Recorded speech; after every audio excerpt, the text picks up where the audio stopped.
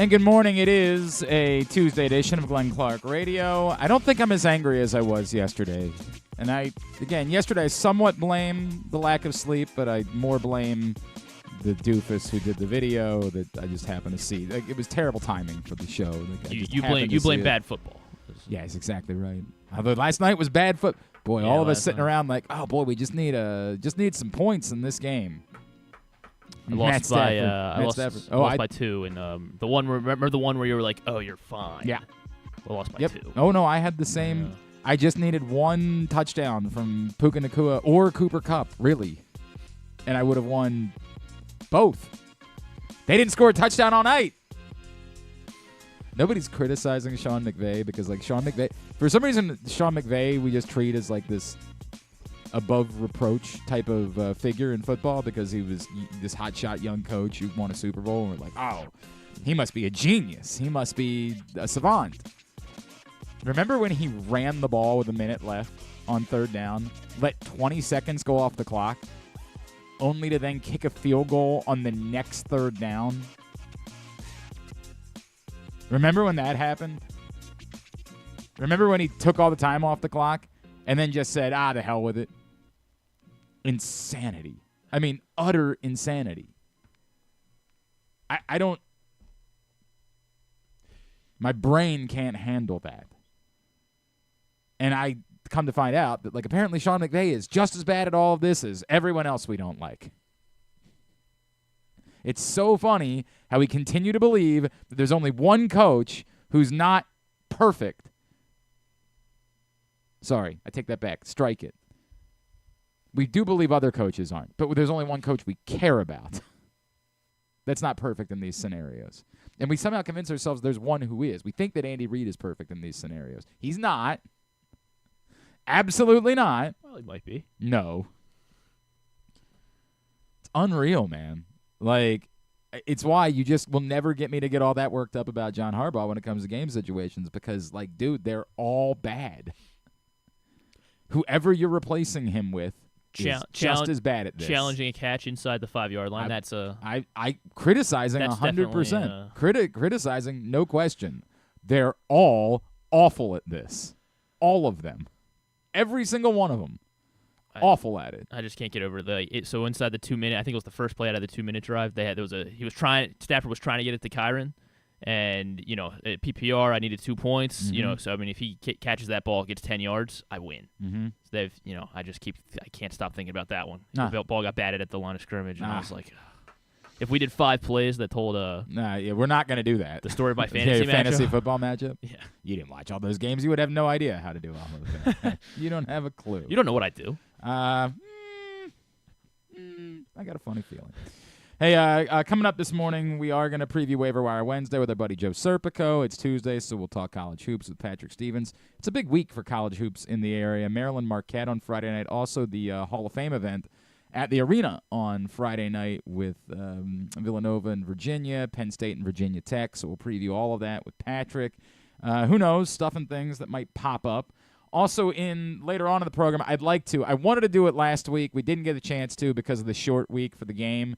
Last week was the midway point of the season, so we're just kind of I want to do midway point pats on the ass slaps of the helmet if we have time to get to it today. I'm hoping that we will have time to get to it today because if we do it any more later than this, there's no way we can call it mid-season. Like, this is a stretch. This is like assuming that the Ravens are playing to the divisional round. So, yeah, it's mid-season. Yes, we'll go with that. But it's not a guarantee that that's the case. So, we'll get to that a little bit later on in the program as well. Stuff and things still to come on a Tuesday morning edition of GCR. What's going on at Live Casino and Hotel? $7 in free slot play every home game for Baltimore or Washington this season. If they score a touchdown during said home games, you get Live Rewards members get $7 in free slot play. You have to have your Live Rewards card inserted correctly into the slot machine, any slot machine on the floor, and be actively playing in order to get your prize. But once those touchdowns score, $7 in free slot play for Live Rewards members. Again, every touchdown during home games for Baltimore or Washington this season. So be sure to get out to Live Casino at Arundel Mills. Must be 21. Please play responsibly. For help, visit mdgamblinghelp.org. or call 1-800-GAMBLER. All right, so a couple of things today.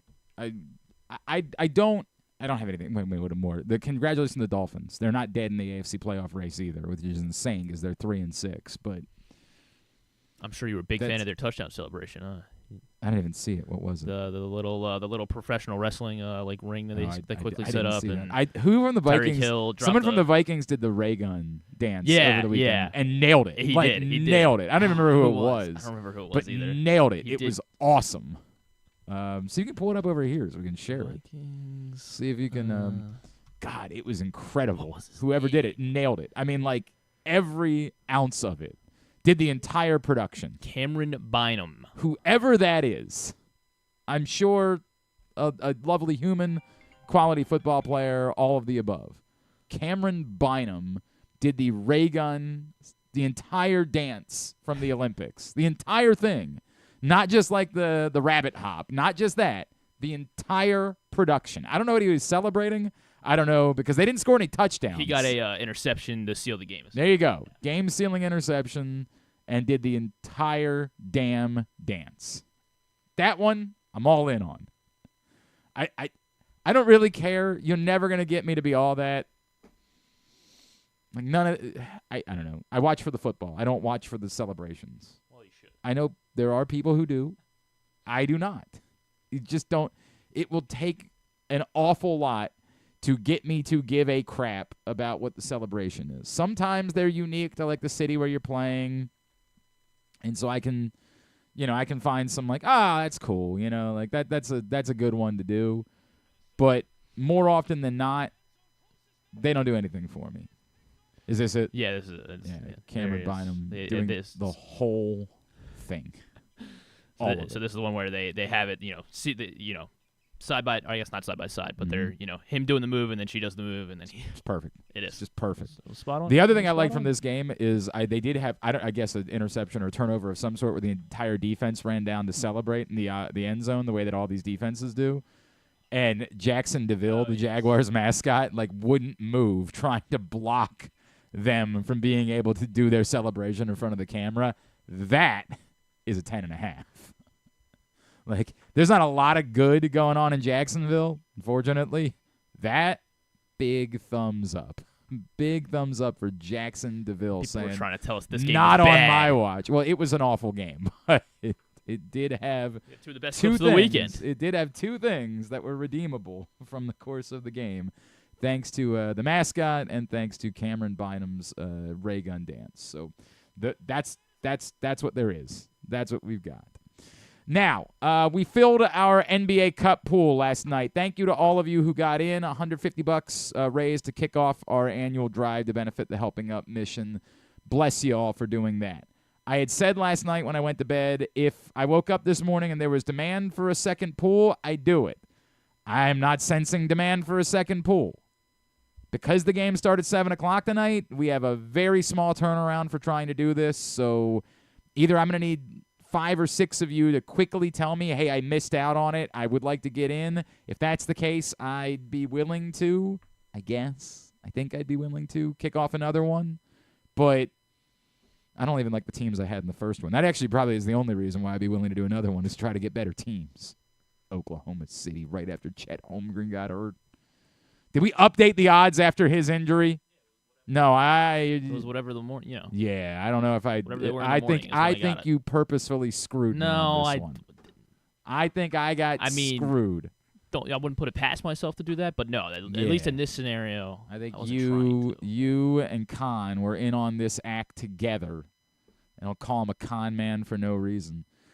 So yeah, bummer, obviously for me, but really appreciate you all getting in the silly NBA Cup. If that's something that concerns you, that gets underway tonight, and they'll they'll pretend like it's a thing for the next few weeks. And for one of you, it will be a thing because for one of you, you'll get $150. And so you'll say the NBA Cup is great. Ironically, last year's winner, I did not remember, was Kevin Carver. Kevin had the Lakers last year. He got the Lakers again this year. Wow. Go figure. Go figure. Maybe we are rigging it. I don't know. I don't know how that works. And I don't know if you want the Lakers again. I have no idea. I have no clue. That is the one thing about the NBA Cup is because it's just a handful of games. Like, the Lakers stunk last year and won this stupid thing. So who knows who's going to win this thing? I guess this is the type of thing that when your team is built around a 40-year-old man, it's better to have it be something determined by December before the tolls of an entire basketball season have been taken out on him, I guess. I don't know. I don't know. And when it's more likely that some of the other guys will be healthy. I have no clue. But yes, thank you all for doing that. I am working on more plans. I am working on the next steps in what we're going to be doing for raising money for Helping Up Mission and for getting toiletries and underwear for the folks that need them. So I should have some more of those details at the latest by Thanksgiving week. And as always, we're looking to raise between $3,000 and $4,000 that we can spend to, and then we appreciate the folks over at Target and White Marsh have always made our money go a little bit further so that we can take those down to the folks at the Helping Up Mission, truly the people that are in the most need this holiday season. So we'll see. As I said yesterday, I'm willing to bring my goal down just a little bit because I get it. I get it. Times have been tough and all that, but we'll see. I'd like to have a nice collection for those folks. So thank you all for helping us kick that off by filling the NBA Cup pool last night. So that's one. Number two, the Arthur Millette Show is tonight. We are at Mother's North Grill in Timonium. Don't ask me yet. Those of you that spend 24 hours, Glenn, who's the guest? Tell me who the guest is. I promise you that when I know, I'll tell you. I was really hoping you could tell me. This is a bizarre thing where people think that I purposely sit on it. I don't want people to know. No. The players were all away this weekend. If you follow any of them on social media, you know that because they were all posting pictures from wherever they were. I think Arthur was in South America. He was texting me from the plane last night. So they're all getting back together today, and then we'll get an answer. And when we have the answer, we'll share it with you. But look forward to seeing you tonight. And Arthur, normally, he's been giving away his tickets to games. He does not have tickets because there's no game before we do another Arthur Millette Show next Tuesday night. So instead he said, hey, what if I gave away some game-worn cleats and signed them? I said, well, I'm sure people would be very interested in that. So anyone who comes out tonight will be registered to win a pair of autographed game-worn cleats from Arthur Millette, with the one caveat being that you're entering into a verbal contract that you will not sell these cleats. And if you do, if we find them on the internet, then we have the legal right to reclaim them at that point. That is the verbal contract that you'll be entering into by winning these cleats. Therefore, they're not for you to sell. That's the deal. So I've passed that along. I'm going to be passing that along again tonight when we get together over at Mother's North Grill because I got to make that abundantly clear to everyone. This is for someone who's a Ravens fan that would like a very unique piece of memorabilia for their own collection. Now, if you want to give it as a Christmas present or something like that, you can do that. But you sell it on the internet, we take them back. Legally, we will have the right to reclaim them. They will not be yours if we find them on the internet. Got it? Is that clear? Cool. Thank you. Appreciate it. But we'll see you tonight. PressBoxOnline.com/Millette. And as soon as I know who's coming out to join Arthur Millette tonight, I promise you, I will pass it along to you. When we come back in, Joe Serpico, PressBox Fantasy Football Analyst. Is Marquez Valdez-Scantling a thing? Really? We'll find out next. Glenn Clark Radio. The ultimate fan experience awaits you at Sports and Social Maryland. See how we're raising the sports bar with our massive 100-foot media wall featuring 40 HD TVs and a 47-foot big screen. Bet on your favorite teams and this year's biggest events at the FanDuel Sportsbook while enjoying your favorite beers and cocktails, plus our delicious takes on bar food classics. Visit Sports and Social at Live Casino and Hotel Maryland at Arundel Mills. Must be 21. Gambling problem? Call 1-800-GAMBLER. Driving in Maryland? Did you know an Easy Pass from DriveEasyMD.com can save you time and money? Of course you did, because you are a thrifty driver. An antenna reads your Easy Pass transponder and automatically deducts the toll from your Easy Pass account. Learn more at DriveEasyMD.com. PressBox's Project Game Day is the place to be after every game this season. Join Glenn Clark, Rita Hubbard, Super Bowl 35 champion Femi Ayanbadejo, and our cast of regulars as they break down what happened, why it mattered, and what it means moving forward. You can watch the show at PressBoxOnline.com/gameday or PressBox's Facebook and YouTube pages. Project Game Day is brought to you by the Green Turtle Sportsbook in Towson and Canton, Easy Pass, and HelpMyGamblingProblem.org. So join us for Project Game Day after every game day this football season at PressBoxOnline.com/game day. Treat yourself and taste the Baltimore tradition that is the legendary Costas Inn. Hey, it's Stan the Fan Charles. For over 50 years, the Costas Inn has been a Baltimore original, dishing out their amazingly scrumptious, fat, award-winning crab cakes and steamed crabs. Every season is crab season at Costas, so make your plans now by calling 410-477-1975 and reserve your taste of heaven. Sit back, crack some crabs, and watch the Ravens chase down another title on Costas' 15 TVs. On Monday nights, Costas offers their half-pound jumbo lump crab cake with 2 sides for under $30, and there are nightly specials Monday through Friday. So head on down to the Costas Inn at 4100 North Point Boulevard or visit them at CostasInn.com. The votes were all counted, and the results are official. Royal Farms was named #1 for food in the USA Today 10 Best poll, receiving more votes than any other convenience store chain in America. The next time you want to get some good food fast, doesn't it make sense to go to Royal Farms? Voted best in the USA and home of world-famous chicken. Real fresh, real fast. Royal Farms. Gambling can be a fun and entertaining experience, but there are risks involved. If you're planning on betting on the game at the casino or on your phone or computer, know your limit, stay within it. Set a budget and a time to stop. Remember, gambling isn't a financial solution, and it doesn't mix well with alcohol or drugs. Know the risks and have a plan before you begin gambling. For free and confidential services, call 1-800-GAMBLER 24/7 or go to helpmygamblingproblem.org. Brace yourselves for an unparalleled in-person betting experience at the Green Turtle Bet Park Sportsbook and Bars in Canton and Towson. Experience the thrill of live betting with Baltimore's only state-of-the-art Vegas viewing TV experience. Choose between our on-site tellers or the convenience of our self-bet kiosks to place your bets. Gather your betting buddies and head over to the Green Turtle Bet Park Sportsbooks today. Green Turtle Bet Park Sportsbooks in Towson and Canton. The ultimate destination for game day excitement, great food, and live in-person betting. Must be 21. Please play responsibly. Gambling problem? Go to mdgamblinghelp.org.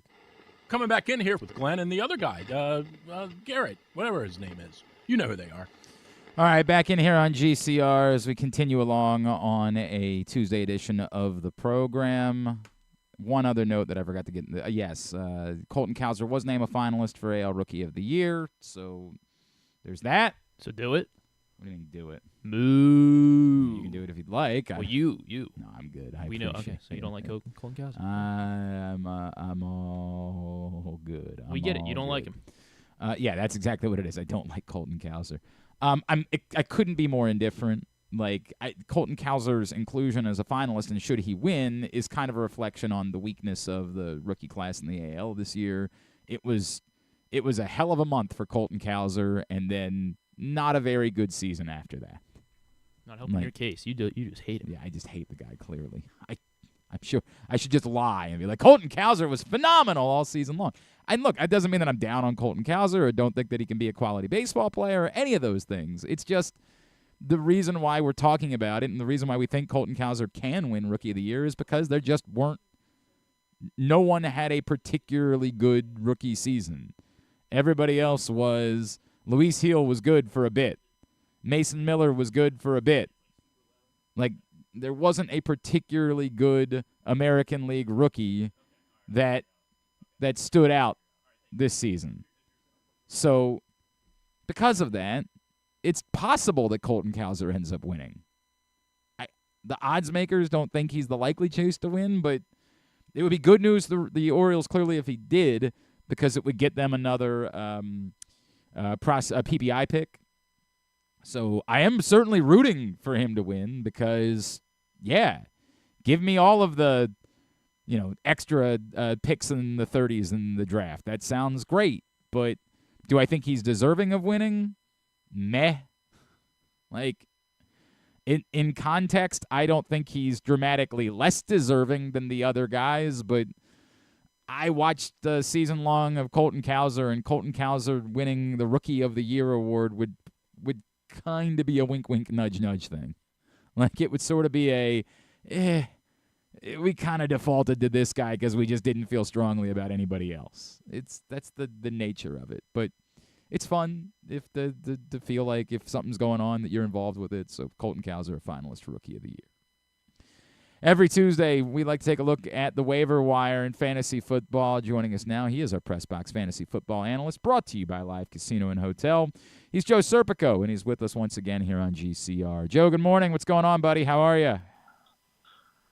Hanging in there, guys. How we making out this week? Could have used a little more offense from the Los Angeles Rams last night. Like, a touchdown to Cooper Kupp or Puka Nacua. One would have been just swell. Just one would have been good enough for me. I was more worried about you getting on me for Jared Goff, to be honest. Well, I wish I could, but Tua was no better. So, like, I tell you what, you want the first question I'll ask? The first question I'll ask is it time for me to go pick up Justin Herbert in the two leagues where my two quarterbacks are Jared Goff and Tua Tagovailoa? The answer to that is going to be a resounding yes, and it's more of because of who Herbert has coming up next. His next two games are against the Bengals and Ravens, and we saw on Thursday night. Defense optional. Exactly. So, and then to be honest, Herbert has been QB9, QB12, QB8 the past 3 weeks. He was banged up coming into the year. We were talking about it. What do you really expect out of the Chargers? Are they really going to be this run-first offense? And don't get me wrong, they are. But, it took a little bit of time, but it looks like maybe Herbert's getting back to proper health. And, things are kind of gelling together offensively there, that now the passing game is becoming a factor too. And then, like I said, with those two teams upcoming, Herbert, for me, is a no-brainer must start, especially since we've got a lot of teams on buys the next 2 weeks. Okay, so do I give up on Tua or Jared Goff, or do I just, hold all three until I figure out which one is consistent enough for me to be playing them? Well, my thing with Goff, so I would obviously tell you to hold on to him. I would drop Tua. I mean, we saw last year with Tua, he led the league in passing. He was still not even a QB1 last year, so... And let's face it, I don't know what is going on, but something seems to be out of sync with Tyreek Hill right now.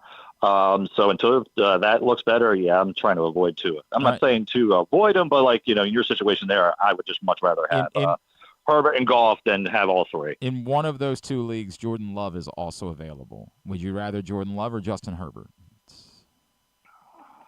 For the next 2 weeks, Herbert, just because of the two matchups that I said. I mean, like you said, defense is optional, and in those games there, I mean, you could easily see Herbert have well over 300 yards and a couple touchdowns in both of those games. Yuck. All right, let's get to the rest of the wire. Is Marquez Valdes-Scantling actually a thing, or is this a 2-week mirage that we should continue to look away from, because why in the hell would we be throwing our faith to Marquez Valdes-Scantling? He's not somebody I'm going to throw any fab money at, but somebody I would pick up after the fact on Wednesday, just to, like you said, kind of see how this plays out one more time. I mean, he is the beneficiary of there's literally nobody else in New Orleans right now. The only two other receivers to catch passes were Kevin Austin, who I never even heard of until I dug into the research, and then Dante Pettis, who I thought was honestly out of the league. I had no idea Dante Pettis was still in the league. That is news to me. Exactly. So I was like, okay. So yeah, MVS. I mean, he just got signed earlier that week too. The Bills cut him, I believe it was on Tuesday, Wednesday. Saints just needed an emergency pickup. So is he going to be a guy? I mean, at this stage where there's nobody else there, yeah, but I mean, he still only had 3 targets this past week too. So you also got to worry how much does he know about the offense. So do you stash him at the end of your bench and see how things play out? Maybe, but don't waste any fab on him. This could be just a thing for a couple of weeks. Now, let's face it, Olave should be back soon too. So you compare that, comparing Marquez Valdez-Scantling to, like, if, say Quentin Johnston is still available in your league, then you would rather have Johnston? Yeah, and more for that being, I mean, again, go back to the 2 matchups just because of how dreadful the Ravens and Bengals defense has been. My note about Johnston, it is a little bit weird. He's got 5 touchdowns on the year, but he's only got 29 targets. So he is obviously a red zone factor for them. So that is like beneficial, but I trust the guy that I know is going to get looks in the red zone, like a Johnston, as opposed to MVS, where you needed 2 home run plays to find the end zone. And let's face it, the track record with Johnston, well, it's not that great considering what we thought he was going to be, but what we thought going into the season was Johnston was going to be a guy. MVS, it just kind of came out of nowhere because of injuries. He is Joe Serpico, PressBox fantasy football analyst. He's with us here on GCR. Joe, I like the running back thing. This has been one of the more bizarre years. We've talked about it a few times. Like, other than the 49ers at the beginning of the season, there just hasn't been much out there. I was interested in Qadry Ismail a couple weeks ago, but even I would have to squint. Like, I'd have to have a roster spot free. I don't think that you're picking him up thinking that he's a difference maker or someone that you're starting. I'm not starting him yet. I want to see how this things play out, but like you just said there, we haven't had this guy, kind of be our savior at running back this year. Could it be Estimate the rest of the way? I don't see why it couldn't be. So I'm planning on spending around 10% of my fab on him to kind of get him, just because I want to see how these things kind of play out. But it looks like they've kind of given up on Javonte Williams, and let's face it, Javonte Williams, he's had a couple spurts here and there where he's had good games, but otherwise he's been relatively mediocre this year.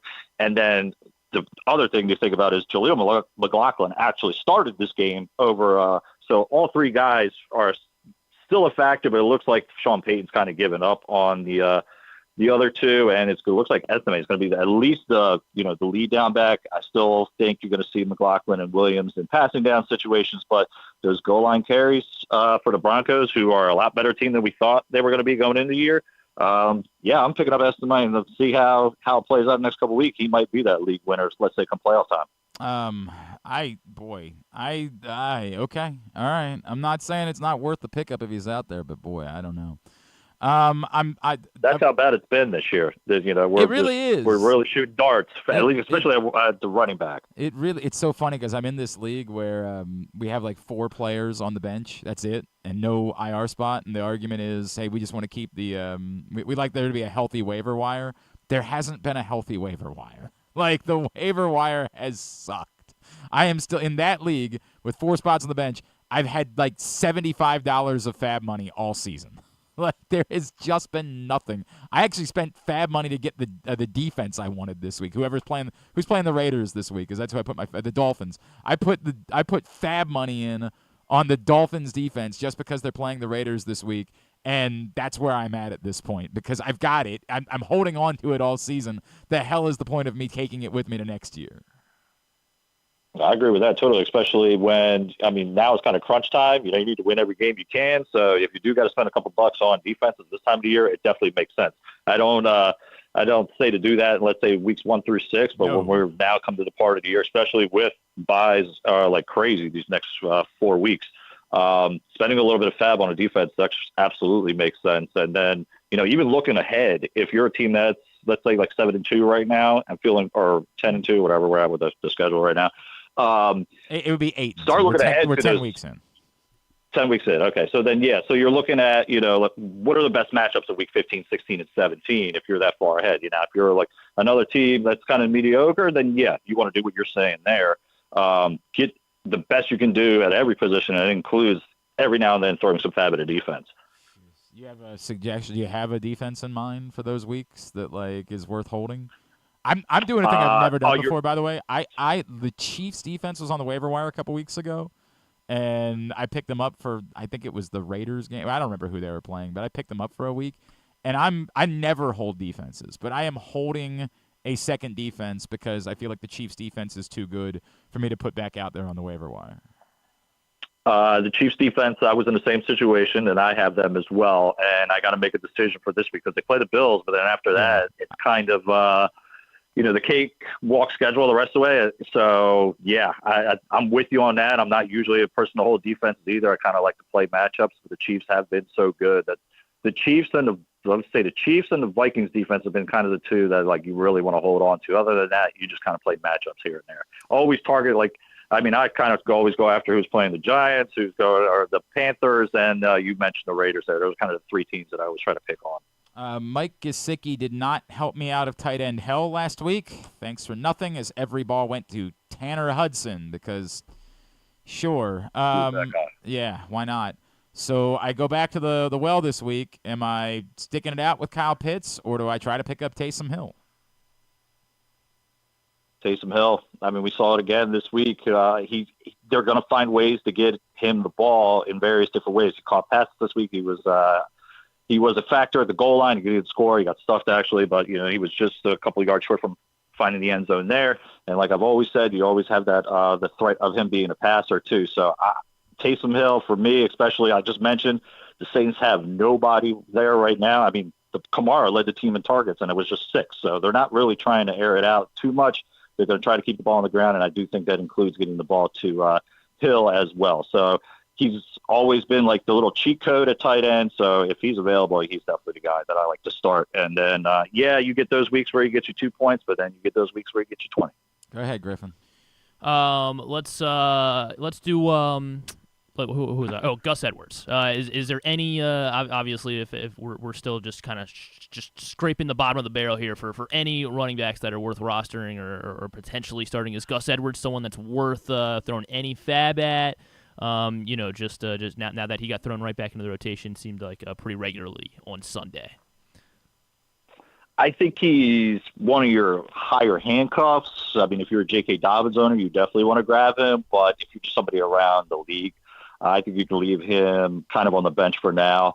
And then, if something were to happen, obviously, to J.K., Edwards becomes a high priority pickup. But there's a lot of other running backs that are kind of like the 1A, 2A situation that I would much rather have, like, let's say, a Tyjae Spears or let's say Austin Eckler when Brian Robinson's ready. I'd rather have those kind of guys than kind of just stashing Edwards right now and just really hoping if there's an injury for him to get significant play. Would you rather have Jake Ferguson or pick up Tucker Kraft? Well, Tucker Kraft's available. That's tough because I have them both kind of in the same range there. Give me Tucker Kraft just because I kind of like, I would much rather have Jordan Love as my quarterback, as it sounds we got Cooper Rush the rest of the way for the Cowboys. So, yeah, I'm going to trust Love over Kupp there, or Rush, whatever his name is. Yeah, Cooper Rush. Yes, not Cooper Kupp, but I think everybody did that yesterday. Yeah, right. I definitely did that yesterday, and I'm not opposed to the Cowboys considering Cooper Kupp because Cooper Rush might be better off. Yeah, ain't no good. So while we're talking about tight ends, so I have Mark Andrews and Evan Ingram in one league. Would it behoove me to try to sell high, I guess, on Mark Andrews if I can find a compatible partner on a Mark Andrews trade, or do you think I should hold Mark Andrews? Well, if you have, unless you have a reason to have both or play both, yeah, I would try to sell one or the other. What I like about Ingram, and I just recently traded for him in another league, is because he is going to get a lot of targets. It hasn't really kind of played out yet to what I want it to be, similar to what it was last year, but I think those times are coming. But it's also just hard to get away from Mark Andrews, who's now tied to the best offense in football. And it just seems like, with the injury to Likely, Andrews has kind of really stepped up. And let's face it, even when Likely comes back, I still think Andrews is just going to be the one to go here. So if you can find a way to get rid of Ingram, I would try to make that move as opposed to Andrews. All right. Anything else that's on your radar for this week? Anything else that we should be marinating on before we get to Waiver-Wire Wednesday or Week 11? We talked about the receivers in San Francisco a couple weeks back, and we saw kind of the reason why we did talk about him. But Juwan Jennings with 11 targets this week, which led the 49ers, and then you had Ricky Pearsall, who scored his first touchdown of the year. I think we had a little bit worried about which one it was going to be going into it. I still trust Jennings a little bit more than Pearsall just because of the large target share. But I do think all three, if you include Debo, they need to be rostered right now. I saw Jatavion Sanders on your waiver on the thing that you did at PressBoxOnline.com. Who, if you're playing who is your tight end, would you be better off picking up Jatavion Sanders? I listed him because he has been a tight end 1 in 3 of the last 4 games. But then the other thing is they are on a bye this week, so it does really help you this week. Right. But, yeah, it's kind of one of those situations we've talked about all year long, how dreadful tight end has been. We're trying to find anybody that could be a tight end 1 for consecutive weeks. It looks like that the Panthers are kind of embracing their youth movement, not just Jatavion Sanders, but even Jalen Coker, Xavier Legette. We might see Jonathan Brooks play after the bye as well. So, yeah, it looks like they're going to let all these young kids play. And Sanders, let's face it, we've kind of talked about it. There's not a whole lot of mouths to feed in Carolina, and Sanders seems to be getting at least a few looks each week. It's a weird world. I mean, okay, yeah. I mean, I hear I mean, that's desperation. Don't get me wrong. No, I get it. But yeah, it's that's where we're at. I get it. I totally understand. All right, at Joe Serp on Twitter is how you follow him. PressBoxOnline.com is where you see all of his stuff. Joe Serpico, appreciate you, buddy. We will talk to you again next Tuesday. Absolutely, guys. Talk to you then. It's Joe Serpico, PressBox fantasy football analyst. Appreciate him joining us, courtesy of Live Casino and Hotel Maryland. A little bit later on today, Stan the Fan Charles, I mentioned that there are no baseball shows for the time being until news warrants, until Roki Sasaki is a Baltimore Oriole, and then there'll be a baseball show. Believe it or not, who's the guy that they picked up? I don't even want to try. It was Machine. Who the hell was this guy's name? Macchiato? No. It was. Hang on. Hold on. I want to beat it. Nope. Vimail Machine. There it is. Vimail Vimeo? Machine. I don't know. Vimail, maybe? If he's a machine, then... Yeah, I hope he is. Minor league deal with an invitation to spring training. Oh, hell yeah.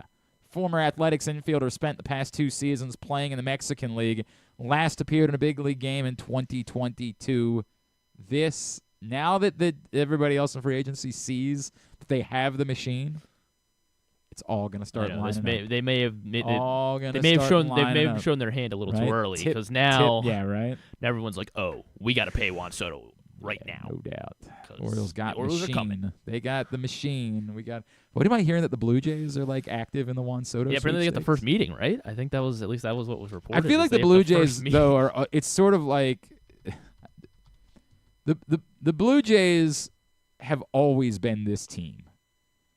It's sort of like how Well, they were in Ohtani. What's that? They were in on everyone. They're in, and there's a genuine belief that like that entire country could somehow lift up and get one of these guys to go sign there, and that doesn't happen.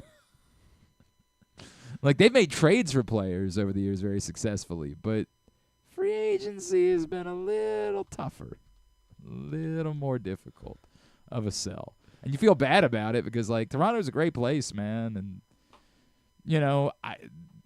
they clearly have a nucleus of talent there that, like, if they could just surround with a couple more players, they'd be a real contender. But it's a tough sell, especially when typically the teams they're competing against for the top-notch free agents are the biggest markets in this country. John Heyman's headline was Blue Jays could play spoiler in Yankees-Mets Juan Soto. Yeah, they could play spoiler and how much the price ends up being, for sure.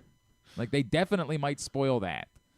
But this happens all the time. Like, this is sort of the way this works now.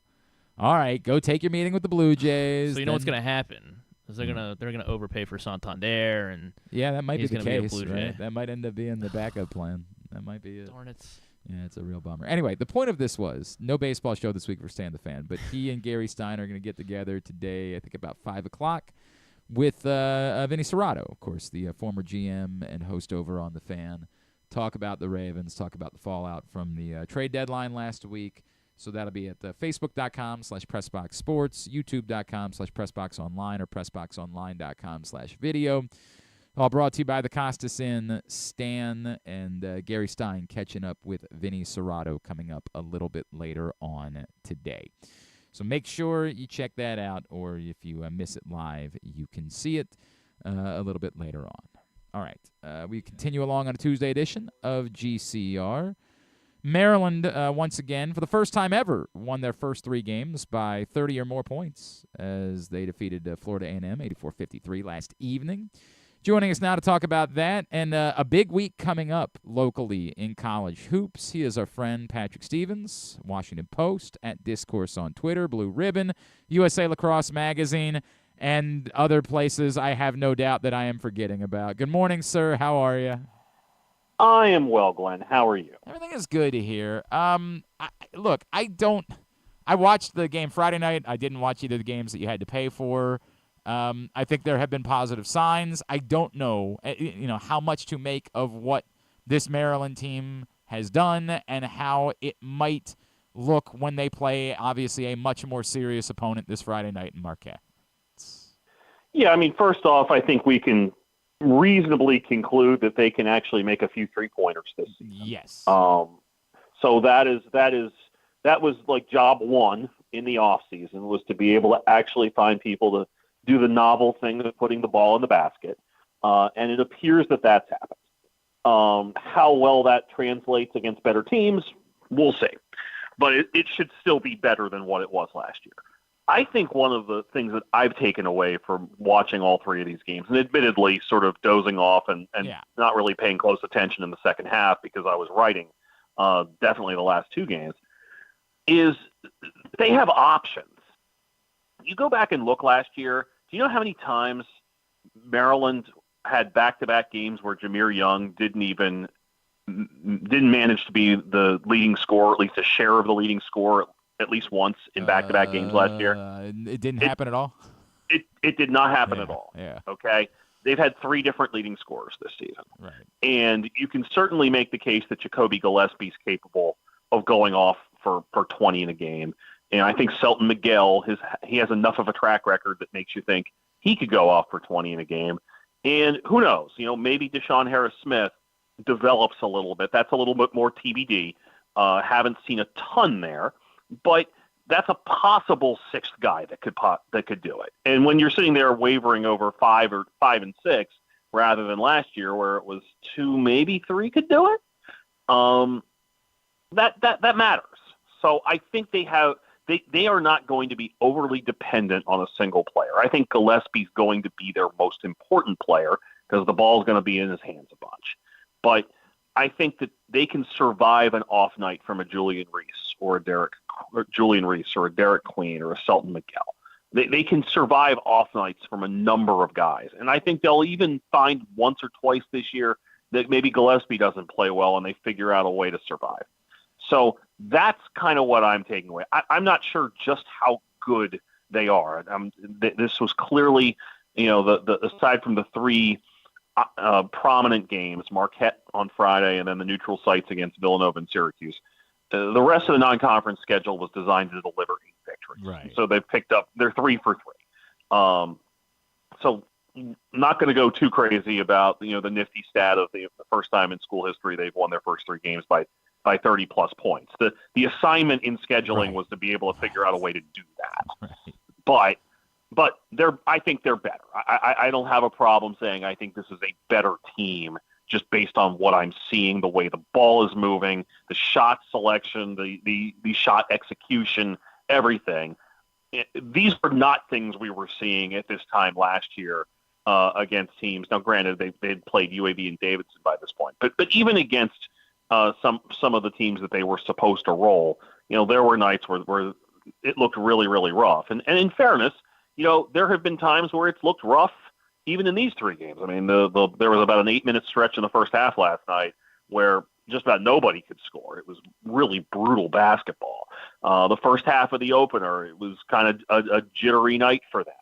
But I still think that there's enough that we've seen through 3 games, 10% of the regular season roughly, to suggest that this will be a better team and not nearly as miserable a watch at the offensive end as it was last season. On the flip side, as this will be the first game that gets the general attention of Maryland basketball fans, Marquette, I know they played Mason, so it's not like they've played, a better opponent than what Maryland's played, but they haven't been terribly tested. What do we need to know about Marquette going into Friday night? Well, you know full well that just kind of based on what they've been under Shaka Smart the last couple of years, they're going to be super efficient. They're going to take good threes. They're going to create problems for you. And so you kind of look at them and, they have a lot of old dudes, Cam Jones, David Joplin, Stevie Mitchell. I mean, for folks that have been around the Big East, it feels like some of these guys, like Ben Gold's only in his third year, but it feels like he's been there 5 years. And so, Stevie Mitchell's been there, 4 years at this point. So they have a lot of guys who have been in their system, that they know what they're doing. And when you kind of look at their overall profile from the last few seasons, maybe not as much postseason success as they would have liked. They had a Sweet 16 last year, but they have been really, really consistent and really sharp at the offensive end. So, this is going to be more so, I think for Maryland's defense, which Kevin Willard is especially happy with at this point. I think that's going to be the big test. Can they, basically figure out how to make sure Marquette does not get loose? Because they're the sort of team that when you make a mistake in an assignment, they are going to make you pay nearly every time. And some of this, I've gotten to watch them play Georgetown the last few years, and they really punished a team that was that bad defensively. But even a team that doesn't make too many mistakes, they are extremely opportunistic against. That's not the only big game in the area, and I say big game, but there's a big event Friday night in Baltimore, and I know it's not marquee national championship contender teams, but it's a handful of quality teams and fan bases that will likely travel here. So I guess let's just sort of run down these 4 teams, and I'll begin with the first game. What is there to be said about Penn State and Virginia Tech? Well, that's actually the second game. Sorry, I didn't realize. Oh, right, because they're doing the first game on TNT. That's right. They're doing it the opposite way. Thank you. So I'll go the other way then. Virginia and Villanova. Well, we'll start with Virginia. Obviously, the huge news down in Charlottesville was the retirement of Tony Bennett, basically 3 weeks before the start of the season. So this is their first huge test. They've beaten Campbell by 9 and then Coppin State last night by 17. And so they have a fair number of new guys, namely a guy like an Elijah Saunders who came in from San Diego State. That's going to make, I think, a big difference for them. I think the freshman Jacob Coffey's played really well. Isaac McNeely, a junior that's kind of developed in their system, is going to be one of their top guys. They kind of had a tough break after Bennett left. They had a Florida State transfer named Jalen Worley that entered the transfer portal. And so their point guard situation is a little dicey at this stage. But, they've managed to make it into that game without taking a loss, which is more than what Villanova can say, because they lost to Columbia at home last week. They play St. Joe's tonight in what could be a dicey game for them too. And, this is a tough week for the Wildcats, having that and then having to come down to Baltimore to play Virginia. So certainly a team that when you look at them, they've got Eric Dixon that's still around. They got Wooga Poplar, the Miami transfer, Jameer Brickus from LaSalle. So they have some guys that are certainly capable players. But this is a game I would actually argue Villanova could really, really use simply to be able to put a brand name win up at this point. Now, frankly, the Villanova folks would, given the choice, would rather have a victory over St. Joe's. But if this is a team that loses tonight, there's going to be some real pressure on that team as things start to already feel like they might be slipping away from them. I know there has been some heat on Kyle Neptune. And look, the standard was extraordinarily high that was set by Jay Wright, but it has been tough. And then, as to the point, the second game. Tell us about Penn State and Virginia Tech. Well, Virginia Tech's 3-0. They've handled their business so far. Did not play great last night in beating Winthrop, particularly not at the offensive end.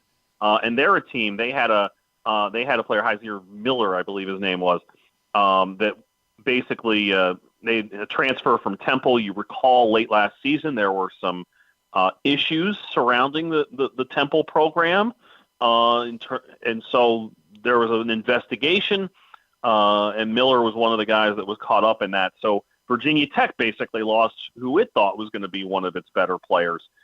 They do have a guy that lives up to his name, the Duke transfer, Jaden Shute, a guy that definitely can stretch the floor for them.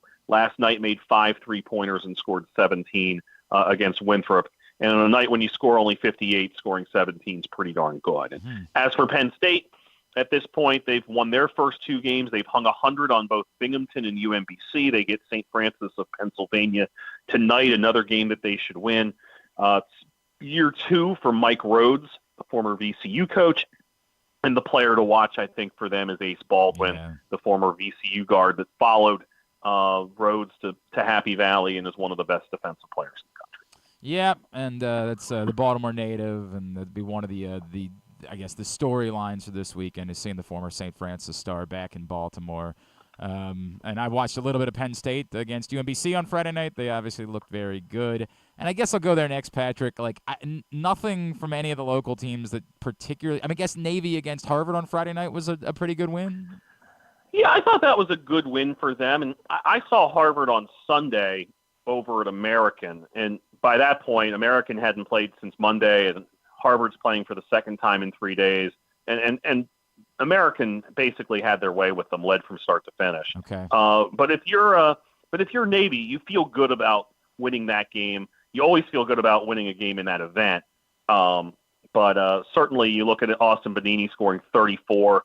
Now, I keep saying this over and over.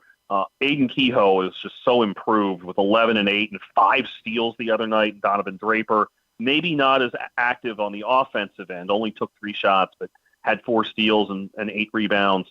So there's a lot to like about Navy. I'm actually going to see them tonight. They have Ryder in at Alumni Hall at 7 o'clock, and looking forward to that. But if you're Navy, you certainly feel good making it out of the first week with a split. And they didn't play badly up at St. Joe's. They had a decent top first, 25 minutes or so before St. Joe's best player basically showed why he's one of the best players in the A10, Eric Reynolds. So if you're Navy, I think you come out of that first week encouraged from what you've got so far. But I think this is actually a pretty good week for them to kind of, demonstrate who they are. They have a long homestand here. This is a 5-game homestand, and they play Ryder and Campbell this week, and then they play Quinnipiac and Washington College before Thanksgiving. And there's an opportunity there for Navy to get on a little bit of a roll before they head up to Philadelphia for 3 games over Thanksgiving. And speaking of big week, a big week obviously coming up for Towson. Mm-hmm. Yeah. Yeah, I mean, I think obviously tonight there's an opportunity there. South Carolina has already lost to a good North Florida team at home, and so there's certainly a chance that they could go down there and create some mayhem after having acquitted themselves well in their first road game against St. Mary's. Right. Then they come back home. They play James Madison on Saturday night at 8. A game I know that they're really, really happy to get. That was getting one of those old CAA rivals that left the league back into the mix, but also getting a team that won 30-some games last year to come pay you a visit. And Madison did pick up a loss the other night against Norfolk State, a good Norfolk State team. They opened with a win over Ohio, which was one of those kind of eye-catching results. So they'll come in almost certainly 2-1. They play a non-D1 tonight. And that's frankly, if we're sitting here looking at Towson, Loyola, Morgan, Copp, and UMBC, that might be the most appealing non-conference game from somebody from out of the area coming in that you're going to see at any of those 5 places this season. Saturday night. It's an 8 o'clock game because I think they got football as well on Saturday at Towson, so they want to do it. Football and did it for TV too. So, okay. I mean, it was kind of a combination of things. I'm trying to check what time that football game is. I think they probably play at like 3 or something like that. Yeah. So actually, no, they play at noon. So it's even more for TV than anything else. It's for allowing Spiro Marikas to rest his pipes, I believe, is what they want to give him. Okay, that hours. too. I think that's what that's all about. And that's a good reason. Yeah, I love that guy, so I'm all in on that. I guess on the national front, the big story is maybe you want to have your team get into a fight on a plane before you play a big game. What a bizarre. I guess, I think like the great joke the other night was, if you guys don't knock it off, I'm going to turn around and go home. And that's what happened with Auburn. Well, however you want to describe it, just some wrestling or something like that. But turn around, then go back, and then beat Houston. That's a good win for Auburn. So certainly one that I think is going to hold up quite well for them. Among the handful of interesting victories, I think Baylor over Arkansas, and of course the Kansas-Carolina game as well. I think if there was a downside to being in College Park for that Mount St. Mary's game, it was not getting the chance to watch Carolina and Kansas go at it. Certainly looked like it was a fabulous, entertaining game. And the amazing thing for Carolina is you can actually, both teams should feel pretty good about it, because if you're Kansas, you just beat a really good team. And you withstood a furious rally and had some gumption and closed it out at the end. If you're Carolina, not only did you come back, but you almost won at Kansas without your best player, R.J. Davis. That's a great point. Yep. So I think both of those teams, Carolina can be disappointed about not winning, and understandably so. But I don't feel like I walk away from that result feeling worse about the prospects of either of those teams. And then obviously tonight the Champions Classic is the big one, and that's Kansas, Michigan State, and Duke, Kentucky, correct? It is. Kansas, Michigan State is the opener in that game. Kansas 2-0 at this point. Zeke Mayo, the South Dakota State transfer, scored 40 points over their first two games. I think he had 21 against Carolina. Michigan State, kind of hard to tell exactly what they are. They've beaten Monmouth and Niagara. And had a couple different 20-point scores, Jaden Akers and Jackson Kohler. Kentucky, meanwhile, has scored 100 in its first two games, in both of its first two games, for the first time since 1978-79. And a number of interesting new faces in Lexington to go with Coach Mark Pope. One that's a little bit familiar around these parts, Amari Williams, the former Drexel forward, who's averaging 12.5 points and 13.5 rebounds for him. And, of course, with Duke, this is the first big test for Cooper Flagg, the freshman who's averaging 15.5 points, 9 rebounds, 4 assists, 2.5 steals, and they're averaging 98 points a game. So a decent chance that we see a good offensive game in that nightcap. Certainly looking forward to being able to catch as much of that as I can once I get back from Annapolis. All right, it's time for the game. Can Patrick Stevens name all the MLB teams that this player has played for or managed? And this one, I almost feel bad. The manager is a split. He's managed 2 teams. He played for 6 teams. He has won a World Series. He's Gabe Kapler is the first name on the list. Oh, man. Yeah, I know. Okay. I'm sorry. Gabe Kapler is, the managerial situation is Philadelphia and San Francisco. Most right? certainly, yes.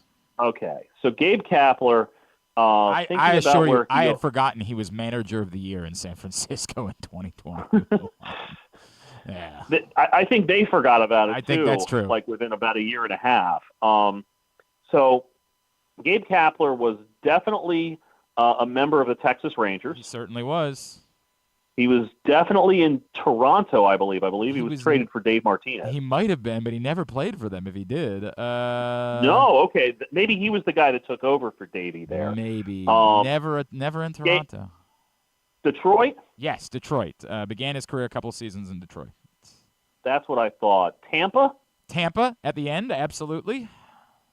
Okay. Was he a Dodger? No, and I could have sworn he was. I swear to God. He worked for the Dodgers at one point or another. I could have sworn. I don't know. Boston? Boston is where he won the World Series. So you just went 6 out of 8 on Gabe Kapler.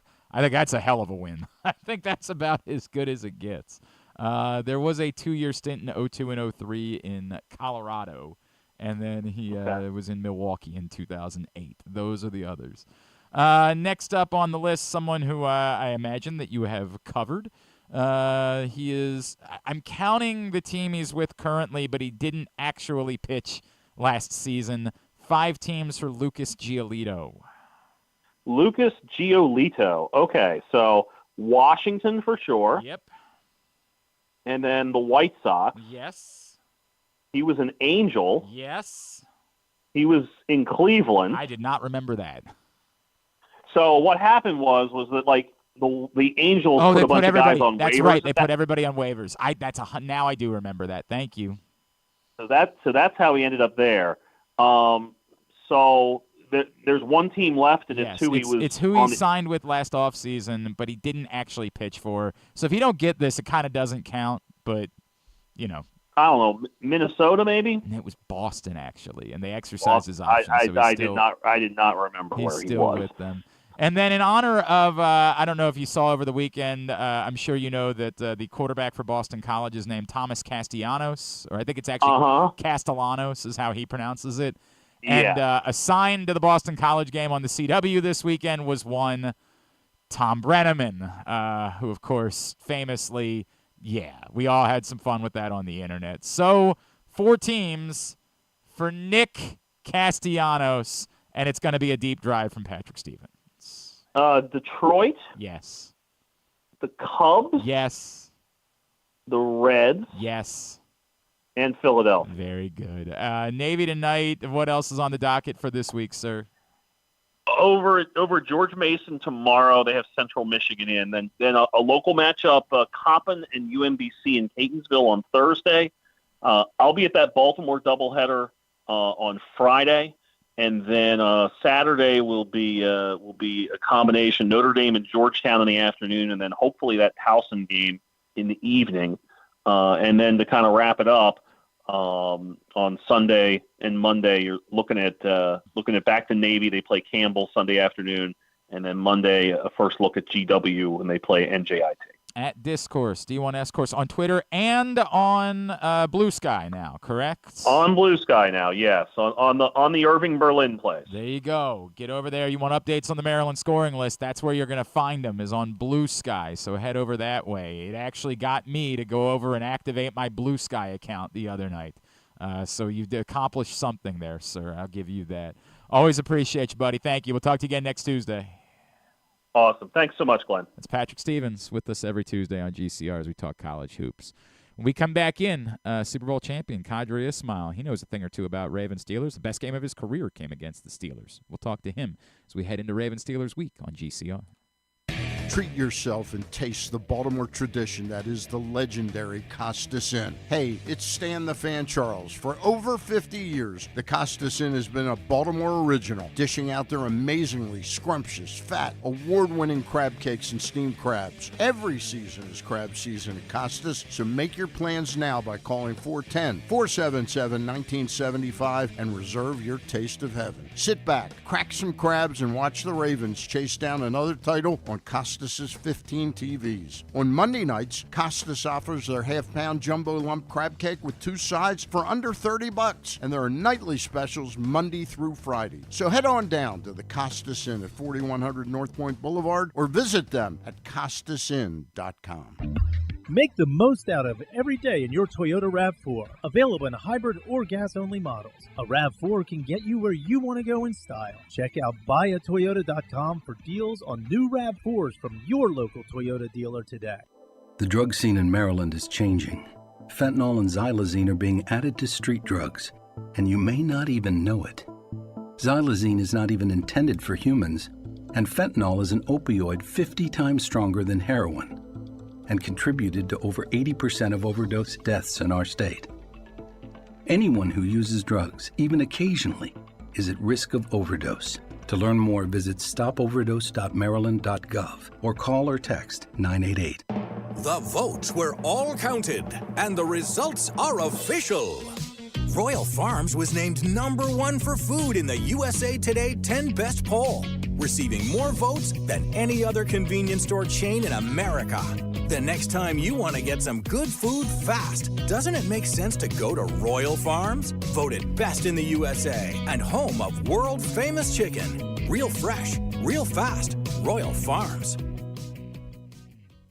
The latest edition of PressBox is available now. On the cover, Brooks Dubose profiles Maryland basketball forwards Derek Queen and Julian Reese as the Baltimore-built duo reunites in College Park with hopes of bringing the Terps back to prominence. Also inside, meet college basketball players from all of the area's D1 programs. PressBox is available for free at over 500 locations throughout the region, including 60 Royal Farm stores, where you can read the entire issue online at PressBoxOnline.com, where you can also find great betting advice and the best daily coverage of the Orioles, Ravens, and Terps.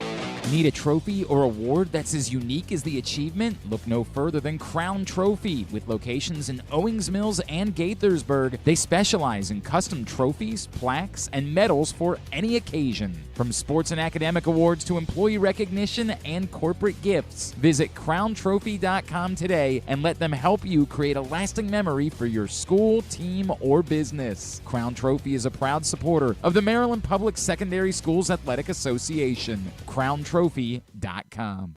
One of the things that's definitely wrong with this country is that this dude still has a job somehow, some way. Glenn Clark. All right, back in here on GCR. Coming up a little bit later this hour, Charles Davis is going to join us. He's on the call Sunday, of course. That's when they play the football games. Sunday for Ravens Steelers on CBS. He's going to hop on with us coming up a little bit later on this hour. We were just talking college hoops with Patrick Stevens. And Qadry Ismail will join us here in 1 second. Project Game Day returns. Speaking of Sunday, we'll be back in action this Sunday following Ravens Steelers. Come over and hang out with us, PressBoxOnline.com/Game Day for Project Game Day. Myself, Rita, Femi, KZ, Stecca, whole crew hanging out with you, talking about whatever happens. A little nervous energy about this one. A little nervous energy. But whatever is going on, we'll be breaking it down, either celebrating or lamenting.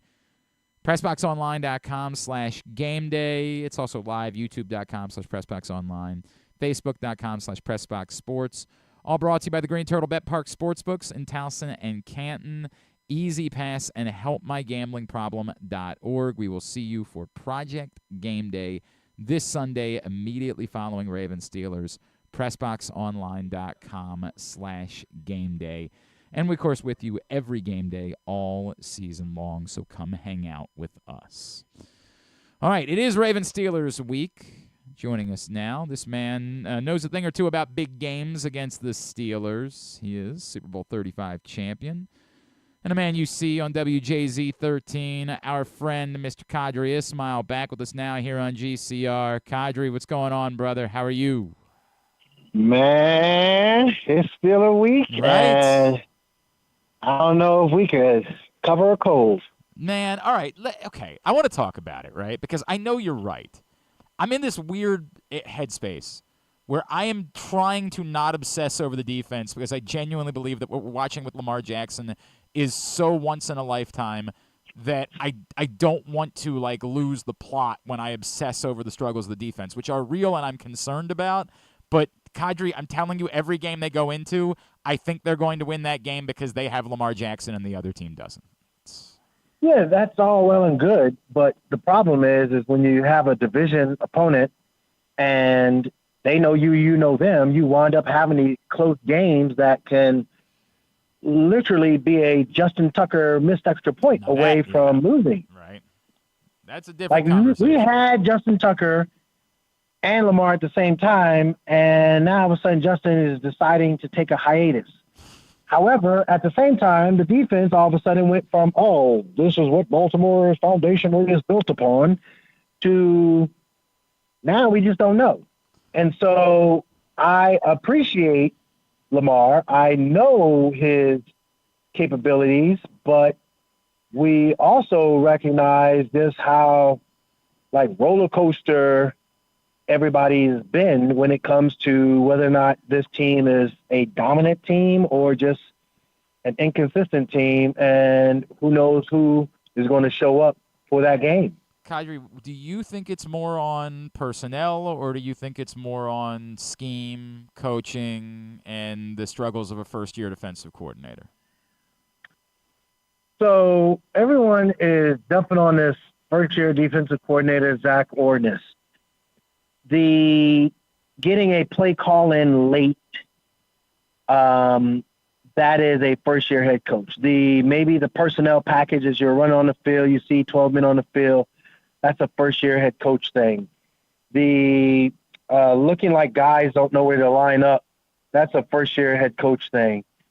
When you just got bad play, that's different. That right there, now it's on you as a player. When your technique, you're in position and you just don't finish, I mean, nowhere in that is, oh, wow, that's a head coach who isn't doing it right. No, or I'm sorry, a coordinator that isn't doing it right. No, that basically is you not really focusing in and recognizing you're a professional athlete, and therefore, whether you're a defensive back, whether you're a linebacker, whether you're a rush in, like, I can't tell you to swipe down on the football. I can give you techniques, but you got to utilize them, and you got to then swipe down on the football, or you got to, speed rush to power. That's on you, where you got to, I might say, yeah, we're going to be press man in this particular case, but you got to know, okay, well, this guy, I've been trying to press him, but, he's too physical. So therefore I'm going to change it up and be a little bit more finesse on this. Those are in-game situations that you got to recognize and control for yourself so you can be able to be successful. That's pro football. So yeah, I don't know. I don't necessarily, and let me even say this, position coaches can mess you up too, because your position coach is the one that you can consult with. And if they can't reach you, that's a you thing. If you can't get any help from the position coach, that's a coaching thing. So those are questions, answers, thoughts, and everything else that we just don't know because we're not inside the building on a daily basis. And to your point, obviously the Ravens lost a couple of really key position coaches, and Denard Wilson, who's doing, I know the Titans aren't good, but their defense is, and he's looked really good as the defense coordinator for the Titans. So you don't want to minimize the impact of that, not trying to disparage anyone, but that was going to be impactful going into the season. Qadry, the theories that have been floated out is that it might be so bad for Marcus Williams at this point that you're just better off doing anything else, whether that's letting a rookie undrafted player like Bo Braid go out there, whether it's shifting Brandon Stevens from corner to safety and saying, hey, you've got Marlon Humphrey, Nate Wiggins, you're bringing in Tre'Davious White, Arthur Millette, you've got enough corners. Move Brandon Stevens back over to safety and play him there. What do you make of the argument that it's just so bad with Marcus Williams that you really might be better off doing anything else than continuing to put him out there each week? What I look at is a guy's confidence during the week of practice, and how does that confidence translate over into game play? If you're so confident during the week and you're having these great practices and it doesn't show up, and that's something that Marlon talked on and touched upon, then that is a concern, because you are better off with another player going in there that is like, hey man, I want to play in this league. I didn't make big money yet. I haven't got that generational contract. I know I can, contribute, and I know my assignment, and I'm going to ball out. Sure. I think that's something that you can consider strongly and be okay with, because at this point in time, I mean, what do you got to lose? Like there's, No, I get it. I'm just concerned, I guess, because you're so built for a Super Bowl run that experimenting in week 11 of the season seems a little crazy. Yeah, but I'd rather experiment in week 11 than be sitting there in the AFC Championship game losing. I get that. I do get that. And for what it's worth, John Harbaugh said they weren't considering moving Brandon Stevens back to safety yesterday when that was brought up. So I guess they're going to continue this. I mean, it could be gamesmanship on his part. Who knows? That's true, too. That's a good point. Yeah, why would you announce that to somebody if that was something that you were thinking about? Or maybe it's something that they would reconsider after the actual bye, right? Not the mini bye they had this weekend where the players weren't around at all. But if you're going to do something like this, maybe it's something that you do when you get the bye week, and at least you have a couple of days with the players during that bye week and then another week to get ready for another team. Yeah, I mean, all plausible. All I know is George Pickens looking at film, and that dude is just drooling. No doubt. No Mike Williams doubt. thinks he's about to revitalize his career. All right. That said, Qadry Ismail with us here on GCR. That said, what I mentioned earlier, I really am at a point, and I get that I can end up looking silly. And I had said this all week leading up to the last couple of games, and then 2.5 quarters into the Bengals game, I was like, well, maybe I was wrong. My belief has been that this offense is humming at a point where it is impervious to defense. Like, I know how good T.J. Watt is, and if they're without Alex Highsmith, and we think they will be, that hurts them. But that's still a good defense no matter what. That all said, I just think that this offense is impervious to it. I don't think it matters what the defense is that's on the other side of the field. I think they have too many answers, and I think this dude is playing at a level that we have so rarely seen from anyone in the history of football that it just doesn't matter to me. Do I have too much hubris about it, or are you seeing something that says, yes, even though it's the Steelers, even though it's the history of that, there's every reason for me to believe they're going to go in there and look like the same offense they've looked like every season long, or all season long? You're forcing me to go into my thesaurus and figure out a proper word to combat against your hubris. Impervious and hubris and all of that? Yeah, right. And I feel like, it would be very glib of you to just assume the National Football League is glib about... Pardon me? That glib ain't a bad one, by the way. That's not a bad one to throw out there. I appreciate that. Bam. See how I did that? Yeah, just smooth. Thank you. Appreciate you. But you it's a week-to-week league. I mean, it's again, Cincinnati doesn't get swept if their holder can hold a doggone, snap that was snapped back to him. So, there are just so many things that can go right or wrong for you, and that's why you're trying to, strive to do your best to eliminate those variables that if we eliminate these variables, we're going to win. And that's something that I just right now am concerned about, because you want to eliminate those variables. And on the defense side of the ball, you got too many of them. But at the same time, back to the offense, absolutely. That pick your poison offense that Lamar Jackson coined is just humming. And, this past Thursday, it was just an amazing performance by, Tylan Wallace to get them back into the groove of the game. Derrick Henry is Derrick Henry. We know what Mark Andrews is about, and he all of a sudden is kind of like just more and more and more. He's like, yep, I'm back into my groove. I'm back into my flow. I'm sure it's going to be even more exciting when you get Isaiah Likely back. Early in the season, we did see the emergence of, Charlie Kolar and how he was like, you cannot just say a personnel package is a run package. Oh, we're going to put people in to stop the run. Oh, you can't just say, man, that personnel package is a heavy happy personnel package. And although it is a pass as far as a screen, I think this team's screen game competency and efficiency and explosiveness is unlike we've ever seen in the history of screenplay for the Baltimore Ravens as a franchise. Right.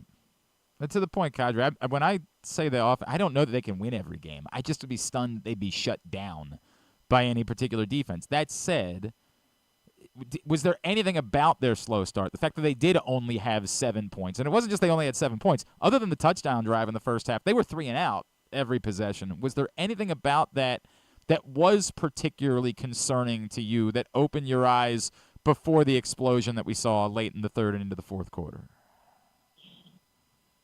Yeah, I think the whole playing down to your opponent has some level of truth to it. Okay. And that's something that, bothers me. Seizing the moment. whether it be offensive line play and being strong at the point of attack with it, whether it be, receivers, everybody, it's come on, what are we doing here? That's my concern. No, I get that. I completely understand that. And look, I don't know. I don't want to be utterly dismissive of it. I just think that's how good they are, that they are capable of flipping the switch at any moment and being the Ravens offense again. I don't know. It's a very weird thing. When everybody was raving about Jamar Chase having 264 yards and 3 touchdowns on Thursday night, where you would dude, anybody could do that. I can do that. Like, did you have that feeling at all as everybody was flipping out about it? I mean, what I love about it is the fact that he's on the same page with his quarterback, because not everybody can do that. That's why I'm on that select exclusive list, right. And not everybody is. That's a great point. That's a great point. That's only a few of you guys that have ever put up numbers like that. That's right. Only a few. But you get that way when you have just utter confidence and just he knows you, you know him, and you have just good matchups, like good man-to-man matchups, good, overestimate or underestimating, your capabilities from the opposing team's defense. I think, my average for the Tennessee Titans career average was some kind of craziness. It was like the highest or one of the highest in NFL history. And the reason why was because you had coordinators who thought, he's not that guy. And then all of a sudden, all right, F around and find out. And they did. Mm-hmm. So it's one of those situations where I think you take people for granted and you wind up, paying a price. I think, Jamar Chase is just that dude. And, at the same time, he has a stud at quarterback that makes it easy for him to put up those numbers. There's no doubt. Those two dudes are unbelievable. And then, Qadry, before I let you go, if I could, we referenced it's Ravens-Steelers, right? And it's good for the league that it's a game that matters like this. And there have been too many wonky Ravens-Steelers games in the last 5 years where Lamar wasn't playing or the Steelers didn't have a quarterback or it was Week 18 and the Ravens weren't there's just been too many meaningless Ravens-Steelers games recently, so it's good that it's this. I know you didn't play a ton of games at the new stadium in Pittsburgh. That place is so weird to me, man. Like the amount of times that a team goes there and just derps all over themselves in moments, just things that you would never see good teams do, but they do at that place.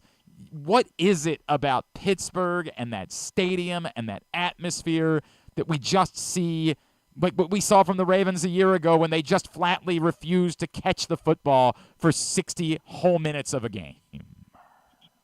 It's that stupid Renegade song that just chaps my ass every single time.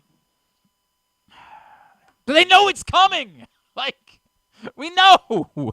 But how does it still...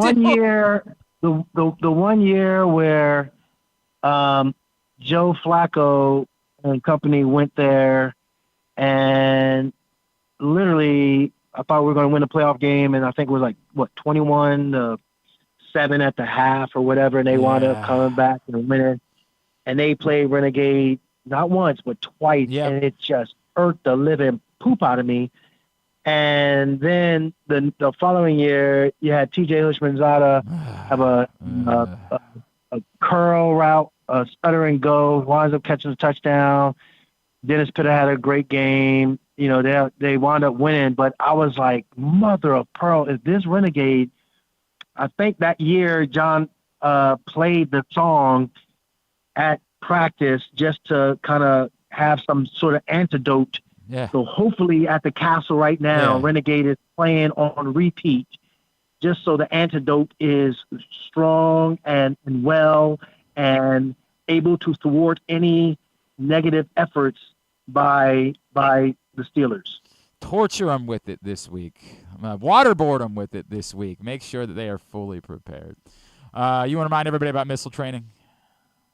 Yep, missiletraining.com is where you can go. Missiletraining.com is about sports and human movement performance. And if you want to do a virtual session or in-person session, got it for you. If you're 6 years old, all the way up to 85, it doesn't really matter. We work, we help you get better, mover, stronger, quickness, speed, pro agility, all those things. Come check me out. Love to interact with you. He is Qadry Ismail. Appreciate you, brother. Let's talk again real soon, all right? Man, all I know is this.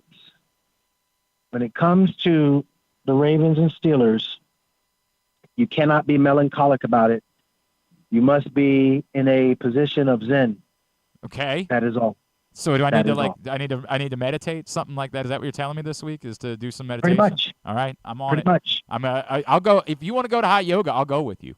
I won't be good at it, but I'm not going to hot yoga. I'm going to do some missile training, and I'm going to do some electrically expanded water with the molecular hydrogen, and I'm going to put in the grounding mat along with the PEMF on the 40 hertz setting of healing.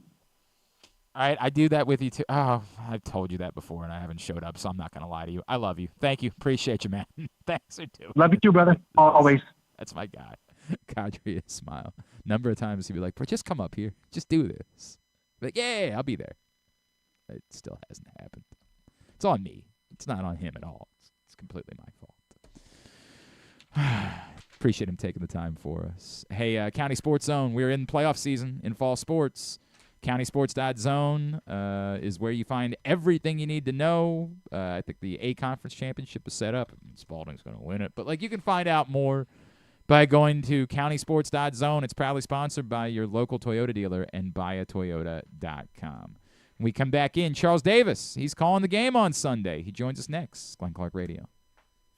Brace yourselves for an unparalleled in-person betting experience at the Green Turtle Bet Park Sportsbook and Bars in Canton and Towson. Experience the thrill of live betting with Baltimore's only state-of-the-art Vegas viewing TV experience. Choose between our on-site tellers or the convenience of our self-bet kiosks to place your bets. Gather your betting buddies and head over to the Green Turtle Bet Park Sportsbooks today. Green Turtle Bet Park Sportsbooks in Towson and Canton. The ultimate destination for game day excitement, great food, and live in-person betting. Must be 21. Please play responsibly. Gambling problem? Go to mdgamblinghelp.org.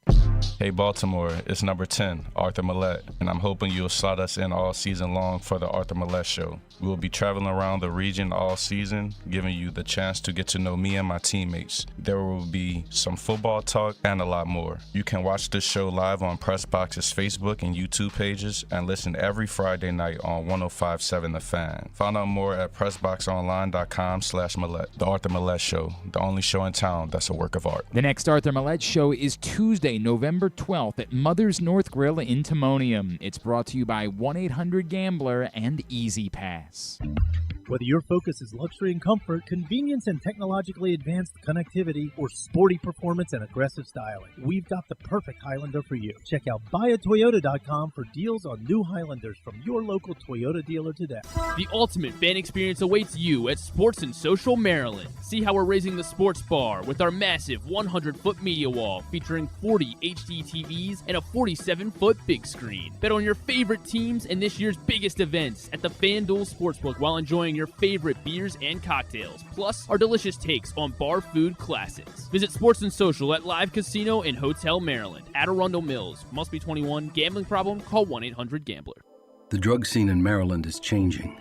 Fentanyl and xylazine are being added to street drugs, and you may not even know it. Xylazine is not even intended for humans, and fentanyl is an opioid 50 times stronger than heroin, and contributed to over 80% of overdose deaths in our state. Anyone who uses drugs, even occasionally, is at risk of overdose. To learn more, visit stopoverdose.maryland.gov or call or text 988. Gambling can be a fun and entertaining experience, but there are risks involved. If you're planning on betting on the game at the casino or on your phone or computer, know your limit, stay within it. Set a budget and a time to stop. Remember, gambling isn't a financial solution, and it doesn't mix well with alcohol or drugs. Know the risks and have a plan before you begin gambling. For free and confidential services, call 1-800-GAMBLER 24/7 or go to helpmygamblingproblem.org. Driving in Maryland? Did you know an Easy Pass from DriveEasyMD.com can save you time and money? Of course you did, because you are a thrifty driver. An antenna reads your Easy Pass transponder and automatically deducts the toll from your Easy Pass account. There, you just saved money with Easy Pass, all without slowing or receiving a notice in the mail. Well done, thrifty driver, well done. Get your Easy Pass at DriveEasyMD.com.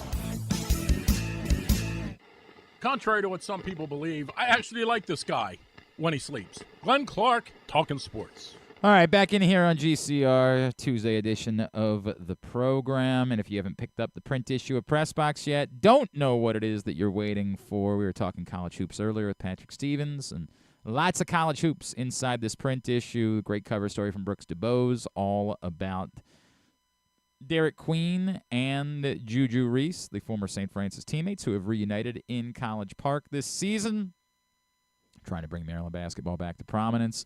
Also, meet college basketball players from all of the D1 programs around the state. It's all inside this print issue of PressBox, which you can get at your neighborhood Royal Farms, any of those hundreds of locations around town where you find PressBox. You can also read the entire issue as well as all of the previous issues by going to PressBoxOnline.com. That is the place to go to see everything. So pleased to be going and doing that. All right, Dan gets in and says, do you think Qadry's alluding to something when he brings up the position coaches? No, I don't, Dan. I don't. And a couple people were responding to that. And I think he even said it, like, we just don't know. We're not in the building. But it's one of the things that as we discuss the change in defensive coordinator that we should have perhaps discussed more is it wasn't just the coordinator that changed. It was also the turnover amongst the defensive staff. And losing Anthony Weaver was going to hurt, and losing Denard Wilson, who has been outstanding in his first season as defensive coordinator, was going to hurt as well. It wasn't just the change from Mike McDonald to Zach Orr. There were multiple layers of changes for the Ravens defensive staff, and that was going to have an impact. So, no, I don't think that Qadry Ismail is trying to hint at, well, I happen to know that so-and-so is doing a terrible job. I don't think that was it at all, as much as him just covering there are many layers to what could be happening that has led to the Ravens defense taking a step back, and the pass defense in particular, taking a step back, a serious step back this season. So, no, I don't think he was trying to hint at something or being cryptic or anything along those lines. I just think that he is covering all of the bases that we're all covering as we try to figure this out. And hopefully that's what they're doing inside the building as well. Because they've got a big game coming up on Sunday as the Ravens-Steelers rivalry, and the biggest game in this series in, it feels like 5 or 6 years, coming up Sunday afternoon, 1 o'clock on CBS. Our next guest will be on the call, one of our favorites. It's always a pleasure to welcome back to the program Mr. Charles Davis, who's with us now here on GCR. Charles, it's Glenn. It's so great to catch up with you. Thank you for taking the time for us, man. Hey, thanks for having me. Charles, we are trying to figure out. I want it to be very clear. I am very happy with everything the Ravens are doing offensively. Lamar Jackson is a genius. It's like watching Jimi Hendrix play guitar at Woodstock. We are so fortunate to be able to see an artist perform like this. But there's a lot of concern in Baltimore about whether or not the pass defense is so porous that it can be the undoing of this football team, no matter how good Lamar Jackson and the offense are. What do you make of how bad it has looked, how much of a struggle it has been, almost no matter who the opponent has been this season for the Ravens? Yeah, it's a surprise. I mean, when you look at the raw numbers, it just throws you, because when you look at the names, there's no way that you can have any expectation that we would talk about the numbers we're having, like the numbers of 20-yard passes being given up, right? The number of touchdowns that go along with those 20-yard passes. When you compare 2024 to 2023, over a full season, the numbers were smaller in 2023 than where we are right now in 2024. But you're talking about ball hawks like Marcus Williams. You're talking about ball hawks like Eddie Jackson. Remember, Eddie was like a takeaway machine in Chicago. You're not expecting these types of numbers to show up. I realize they've had some injuries here and there, right? Marlon Humphrey's missed a little time. He's back. Getting Arthur Millette back helps them out in a big way. There's no blueprint. There's no manual, because when you talk about the Baltimore Ravens and defense, all you ever talk about is excellence. Yeah, that's what we're used to. That's not the standard that's being set this season, obviously, Charles. Is it? Can it just change? Can it? I was talking to my buddy Trey Wingo last week, and he reminded me about the 2006 Indianapolis Colts, who were miserable. the run defense, right? Like miserable, and then were able to almost flip a switch. And we don't like talking about it because there was a playoff game in Baltimore that year that we try to forget about. It was a dark moment. But can it be done? Can it just flip? We're 10 games into this thing. I think the concern here is you are what you are at this point. Yeah, I get the concern. I just keep looking again at the people, and those people, those aren't their numbers like that. So I have this feeling but I would have optimism, right? That yes, to your point about the question, can it flip? With this group, I think yes, because of who they are and what they've accomplished in the past. There are too many players with too many accolades that they've earned, not the accolades that we bestow upon them, right? You know what I'm talking about. I'm talking about they've earned them, right? Marlon Humphrey doesn't have these numbers for punching the ball out just because his name is Marlon Humphrey. He actually did that, right? Kyle Hamilton wasn't an All-Pro last year because he just showed up. He made plays. These are the things that I fall back on when I look at this group.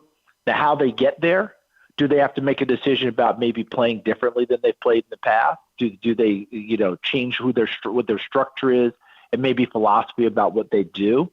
I don't know what Zach Orr has in mind as the first-year defensive coordinator. I think Dean Pease is around to be a consultant. John Harbaugh is going to weigh in on it as well.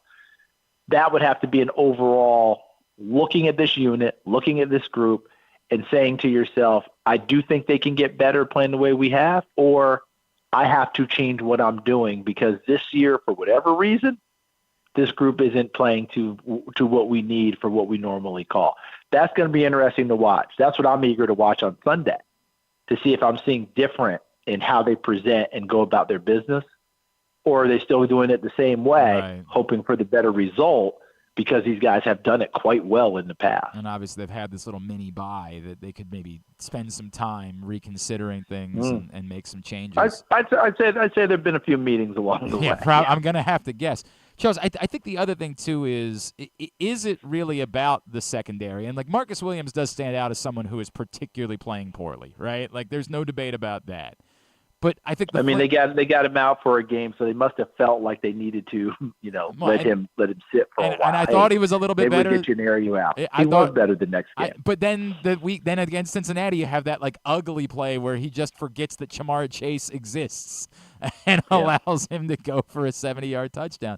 That all said, I think the flip side question is, and I know Nnamdi Madubuike had 3 sacks last week, but it's not really about the sacks numbers per se. It's about the time. The pressure. Yeah, that they're giving up and the amount of time. And ironically, they probably had their best game against the Bengals and hit Joe Burrow, 13 times in that game? And they were all over him, and you hope that's encouraging. But I feel like that's got to be part of the equation, that there just wasn't nearly enough pressure from the defensive front this season.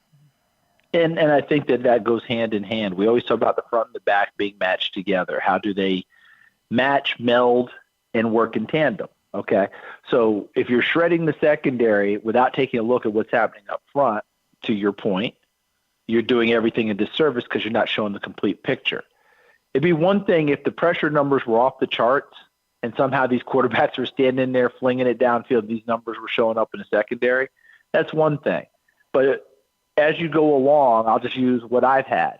4 weeks ago, talked with someone who had watched Baltimore play, and they kept saying, I know the secondary's struggling, but the guys aren't getting home much up front. That was 4 weeks ago. I talked to someone else who had watched the ball game. I can't remember what week it was, and talked about finishing the game where he had charted 7 straight blitzes to finish the ball game. Now, Baltimore's a pressure team, but 7 straight blitzes? That doesn't seem normal as well. So he was like, that just seemed a little out of character to me. That's not the normal Baltimore that I'm used to seeing. So they're searching for ways to get people home, right? They're searching for ways to get that person in there. And Matabike had, as you mentioned, the best game in terms of numbers and sacks and all that. Who else comes along with him that provides the constant pressure? Who is that wrecker off the edge? Who is a guy who just creates rubble up inside? All of those things, because that's how you can help your secondary best, and they're trying to figure out ways to fashion that as well. He is Charles Davis. He's on the call with Ian Eagle and Evan Washburn for Ravens Steelers, Sunday, 1 o'clock on CBS.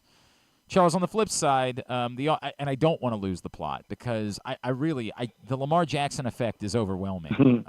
There's a lot of controversy about the end of the Thursday night game and, should the Ravens have been flagged on the 2-point conversion? And my response has been, okay, even if they were, fine. Give them another chance. Let's say they get it. There's 39 seconds left, and you have Lamar Jackson and 2 timeouts.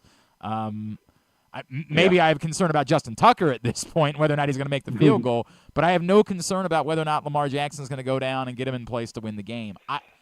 I believe it's impervious to defense at this point. Like, it's just that dominant, that good, that it doesn't matter what's on the other side of the field.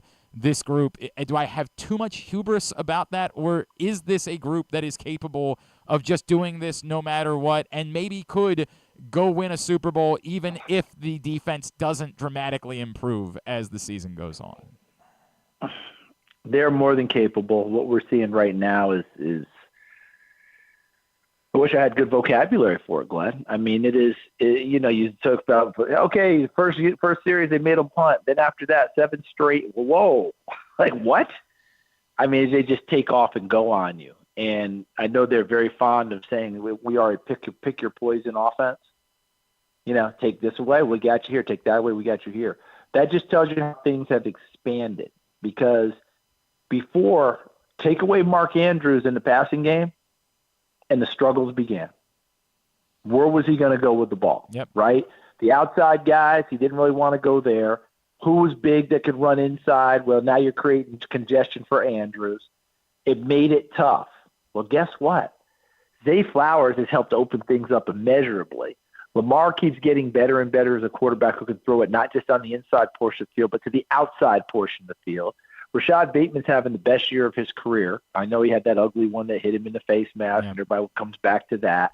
He's having the best season of his career. And I will tell you from an outsider's perspective, you know what a big part of it is? Glenn, has he been on the injury list this year? No, he's been healthy. Yep, he's been out there. He's been working. Well, if he's healthy, you know what that means? It means he's practicing every week. And you actually get better when you practice. Okay? So he is in a groove, and he's having the best season he's had, and you just keep going down the line. Guys are providing plays. Sometimes you don't expect a Tylan Wallace 84-yarder. This is what's happening. I still think if Derrick Henry doesn't touch it 20 times, you're doing yourself a disservice. All right? He's got to have the football in his hands because now that opens up everything else for you. Right. That horse has to run the football. Okay? I don't know why else you would do anything else. That's just me. Because once that happens, now where do you go? What do you do? Like, they're having their way with him. Lamar not having to run is music to everyone's ears in Baltimore. Where he doesn't have to do this, he can just pick you apart throwing the ball. Your other runners are taking care of business. Yeah, I'm glad I'm not the coordinator. Like Terrell Austin this week, trying to figure out which way do you go, what do you do? Now, you and I both know, if you play for Baltimore and if you play for Pittsburgh, you don't back down to anyone. Nope. Right? Neither side spends any time thinking, ooh, we're overwhelmed by the other team. But they respect what they're seeing over there. I mean, you saw Mike Tomlin at the press conference earlier this week when they asked about Jaden Daniels or something like that and running, and he said, whoa. We're not doing that, right. Yep. No, and you remember what he said? That's Mr. Jackson over there. Yep. Okay? So these teams know what they're dealing with. They're not going to back down, for the respect factors off the charts. This is going to be a fun one, and I'll leave it with this. You saw the fake punt that Pittsburgh tried and failed against Washington, right? Yes. Everyone had a stroke about it, blah, blah, blah. Everybody's got their opinion. It was there. My opinion was simply this, Glenn. They weren't playing from fear. They were playing from what they felt was a powerful position. Yep. They thought that they were better than Washington. We can create a better advantage here. And one thing I missed, and I thought about it this week, it wasn't so much that Mike Tomlin loves his defense, which why wouldn't you? They're very good at what they do. He likes his offense.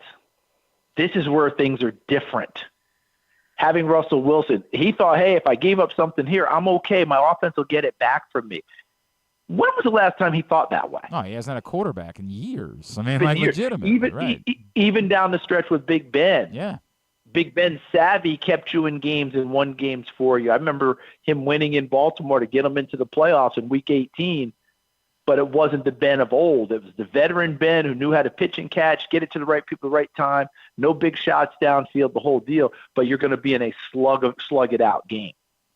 I think Mike Tomlin realizes now with Wilson, he is confident that, yes, we'll play slug it out, but I actually can spread it out and make other plays. Remember, they came from 24-14 down in Washington and won. It's a different feel on offense in Pittsburgh than it has been in, let's say, the last 4 or 5 years. I know I need to let you. Can I ask real quick, because we see the underneath stuff and we see the moon balls are still as pretty as they were for Russell Wilson, right? But it does still seem like the middle of the field is not much of a factor for the Pittsburgh Steelers with Russell Wilson. I think that can change for them because middle of the field now, Freiermuth can control middle of the field. You can also hit Pickens and now Williams with an extra week of practice on those deep digs and in breaking routes. You saw Pickens on a couple of slants against Washington that came very close to going bigger. Don't think the middle of the field's not available to them now. With Wilson, everything's available. Charles Davis, Sunday afternoon, 1 o'clock on CBS, Ravens, Steelers. Real shame you haven't gotten any good assignments, man. Real shame. You've just been stuck with it. I know. It's real. I know. I keep telling I think I'm holding you back, man. I'm holding you back. No, this is great, man. Charles, appreciate you. Thank you for spending the time with us as always. Look forward to hearing your voice on Sunday, my friend. Thanks, Glenn. Can't wait to get there. You take care of yourself. Talk to you again soon. You too. The great Charles Davis with us here on GCR. We'll see. That's all I can keep saying. All right. You want to do this quickly? You want to do a quick version? This was going to be the most of the second hour, and then all of a sudden guests came in. So we were like, oh, all right. I wanted to do Pats and Slaps last week for the first half Pats and Slaps. Have you been keeping track? I have, yes, I did. I just updated it since last week, so I have the full tally. And how have you done that? Because we obviously I did it the way it's not like 3 up and 3 down where we have lists every week. Yeah, I ended up doing. I like the way that we did it with 3 up, 3 down. So that's how. So we have. You just subtracted points subtract and from add anyone when they were from a Slaps week, which again is a little bit off because there were weeks where guys would. That I don't know how I feel about that because we don't do a Slaps week every week, right? Mm-hmm. And so it's only the guys that were in losses. You want me to send it to you so you can see? Or? I don't know. We'll revisit it after we go over our list. Look, admittedly, this is very difficult to do because like coming up with 2 offensive players that are deserving of slaps is not easy, and you're really being like both the guys that got slaps for me that were offensive players are players that I would tell you I think overall are having good years. But we're just nitpicking because we got to make the rules of the list. So we'll start with slaps. We'll start negative and then tear down to build up. That's the way we always do things. My number 5 is Rashad Bateman. And Rashad Bateman, I think, is having a really good year. But they lost a game because he dropped the football a couple of times, in part. And when you're nitpicking, those things stand out. Like I don't think I'll just go ahead and give you my number 4 is Linderbaum because of the snaps, right? Linderbaum's had a really good year, but the snaps it's almost bizarre that there continue to be this many issues, and I can think of 3 off the top of my head, and that doesn't even any ones that were slightly off. I don't know what to make of it. Could I have put Faalele on the list? Sure. Could have, but I think Faalele's been good. you would be reflecting on sort of specifically like the Raiders game and how it cost them. Look, both guys are guys that I think are having good seasons. It's just the difficulty of putting two offensive players on my slaps list. Like, you have to grade on an extraordinary curve. So those are the two that made the list. Yeah, I did the same thing. My two offensive guys were 5 and 4. I went Bateman at 4, and maybe it's just I guess maybe the recency bias thing. That Cleveland thing is still fresh, and that ball bouncing off of his face mask is just a terrible, terrible look. But yeah, still overall, as Charles Davis just said, he's having the best year of his career. Yes. But Bateman's 4 on my list. I did go O-line in the other direction. I went with McCary here. Just because, he didn't, I flirted back and forth with Stanley as well, just because, again, going back to week 1, the illegal formations that were or were not on him. Okay. But yeah, I mean, just, Stanley's had a really good year. Yeah, he has. But just think, they've lost 3 games, so it's like who and 2 of those were the first 2 weeks, and the offensive line was the story of the Ravens the first 2 weeks. So McCary, he's in a new position. Obviously a lot of the guys, or a few of the guys are, but McCary made my list as number 5, Bateman 4. My number 3 is Roquan, who would be higher if there just weren't 2 other guys that I think are more deserving, and he's just been hardly impactful. He's getting paid an awful lot of money to just sort of be a guy. So we see moments still where like, oh yeah, that's Roquan Smith. It's just been a really puzzling season, and the expectations are so extraordinarily high for someone who's getting paid such an overwhelming amount of money that being a so-so guy there's a disparity between those two that's significant. So Roquan's my number 3. Yeah, Roquan is definitely can be in the conversation. I went with 2 defensive backs, and I was close to putting Eddie Jackson, but that's really just one Barely game. played, right? Yeah, it's just one game. So I went with Stevens. Brandon Stevens is my number 3, and he's. I don't think it's so hard to talk about Brandon Stevens. I think it's hard to talk about Brandon Stevens.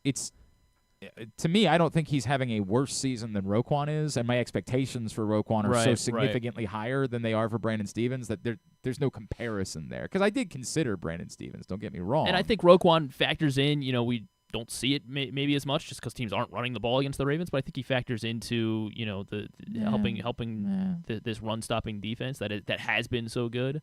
But yeah, Roquan has looked down, but Brandon Stevens has obviously been picked on quite a lot, and he hasn't come through with big plays. Okay. My number 2 is Justin Tucker. There's no getting around it. Like, this isn't struggle for the Justin Tucker standard. That was when he was missing 50+ yard kicks. This is struggle for any kicker. For any kicker in the league, this is an issue. I can't shake it. I can't pretend like it's not happening. And yes, it absolves like me of being able to put Zach Orr on the list, but I can't pretend like the Justin Tucker thing isn't a thing because we don't want it to be a thing. It's a massive problem for this football team. Justin Tucker's my number 2. Then my number 2 was Marcus Williams. He's number 1 with a bullet for me. It's strong. I did go with Zach Orr as my number 1. It's fine. And, again, that doesn't mean he should be fired or any of these guys should be cut, but it is, the defense has not been good. And a lot of it looks like communication, and a lot of it does look like it should be on the players too. Like, why are Brandon Stevens and Marcus Williams playing different coverages? Why is Marlon Humphrey and Kyle Hamilton not communicating, whatever, the first or second week, whatever that was, when I guess that was against the Chiefs. So the first week, on that Xavier Worthy touchdown, that still stands out. But he is a first-year defensive coordinator, and it has not looked good. It has not looked good through now 10 weeks. For Pats, my number 5 is Marlon Humphrey, who in a year where there haven't been a lot of standout defensive players, he has gotten the job done. He has caught the football. Yes, there was the communication issue on the one play with Kyle Hamilton. That was clearly on him, but he's been the one guy that's been fairly reliable. Marlon Humphrey's number 5. Man, the Pats are tough. I went back to Ronnie Stanley here as my number 5. Despite putting him on your despite because 3 losses. I just think there are too many offensive players for me to have put Ronnie.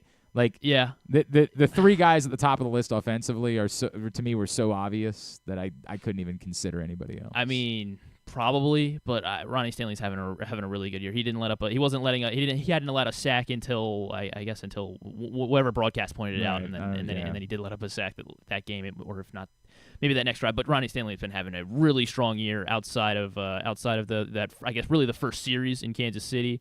And those weird illegal formations. But yeah, Ronnie Stanley's my number 5. And the offensive line has been playing really well, and a lot of it is because of two guys that'll be higher on the list. Makes it easy to sometimes block. The weird part about Zay Flowers being to me the third that's obvious among the offensive players, and he's my number 4 on the list, is that like if you actually dive into his numbers, it's sort of hit or miss. Like he either has a huge game or does very little. Like there's not 50, 60-yard games for Zay Flowers. He's not a 5-catch, 65-yard guy. He's kind of one or the other. Like this past week, he was 4 catches, 34 yards because they go underneath to him so much, right? The 5 games before that, he had 100-yard games in 4 of those 5 games. The one that he didn't was the Tampa Bay game where he had 1 catch for 11 yards. Like it's sort of all or nothing with Zay Flowers, but the alls have been frequent. He's had 5 games of 90 yards or more this season. Clearly, he's not your red zone target, so the touchdown numbers are going to be dependent on does he break one the way that he did against Denver. Against Denver. But Zay Flowers has been too consistent and is on pace for a 1,000-yard receiving season. Zay Flowers is my number 4. A really, really tough one for me to leave off the list, but unfortunately, I had to. Nnamdi Madubuike was my number 4. Defenses. He had a really good game. He's had a good season. He's had an okay season. I think he's had a really good season. Season. The run defense has been really, really good, and he's the guy in the middle there. Maybe you can make an argument for Travis Jones too. I think Travis Jones would actually probably be higher on my list of where I would consider those guys. But I mean, he did have 3 sacks in a game. That game occurred. It was the most recent game we saw. So and he's of recent he has been the pass rush, and that's about it. So that's been 1 game. Let's not overreact to that. He's having a good season. He's having an okay season. I think I guess why? Because we just paid him, so it's part of it. Like once you get paid a certain amount, the expectation is that. Well, it's also that he's getting more attention as well. Like that's. I'm not saying it doesn't come with that, but you get paid for that. Like you get paid for. It doesn't matter. You have to figure out a way to continue to dominate, and I think he's been fine. I think he's been fine. I don't think he's been bad. I just hate all these players. No, not even a little bit. That's why, that's right. I do hate him. Number 3 is Kyle Hamilton, who's obviously been their best defensive player this season. He's their best defensive player. He's their star. I hope that Roquan Smith rejoins that conversation at some point, but at the moment they have 1 star defensively, and it's Kyle Hamilton, and he's really good. Kyle Hamilton's number 3. It almost feels like if it wasn't for the offense being historic, he would be. I think there's an argument for him being. I mean, obviously the defensive production as a whole it helps negate that, but Kyle Hamilton's number 3. And then, of course, look, man, it's Derrick Henry 2 and Lamar Jackson 1, and that's Derrick Henry 2, Lamar Jackson 1. I had Charlie Kohler. Yeah, sure. That's what it is. It's Derrick Henry 2 and Lamar Jackson 1, and that's just sort of the end of it. We'll get those up at GlennClarkRadio.com a little bit later on today. And I didn't look, so now I got to look at the list of where we had it. So, it's crazy because, okay, you do have Zach Orr on yours. Zach Orr just hasn't appeared on my list because I've had to slap give John Harbaugh slap him around. I think what was the loss? Oh, I think I put Todd Monken on my list. There's no way that that spreadsheet pulls up to 2022. I'm like, what the hell? You see Calais Campbell and I'm like, what? Well, I had Roquan Smith at the top of my list. I'm like, there's just no way that's the case. Go to 2024. I got it now. Yeah. I have it now. Where if you did the thing where you gave them points positively and subtracted points negatively, Lamar of course is at 28 for me, and then Derrick Henry 12, Marlon Humphrey 12, Kyle Van Noy with 8. I guess we do kind of forget about the 3-week stretch that Kyle Van Noy had. There is definitely a stronger argument for Kyle Van Noy. We've just kind of forgotten that because after those 3 weeks, it's been what it is. Yeah. There's no way around it.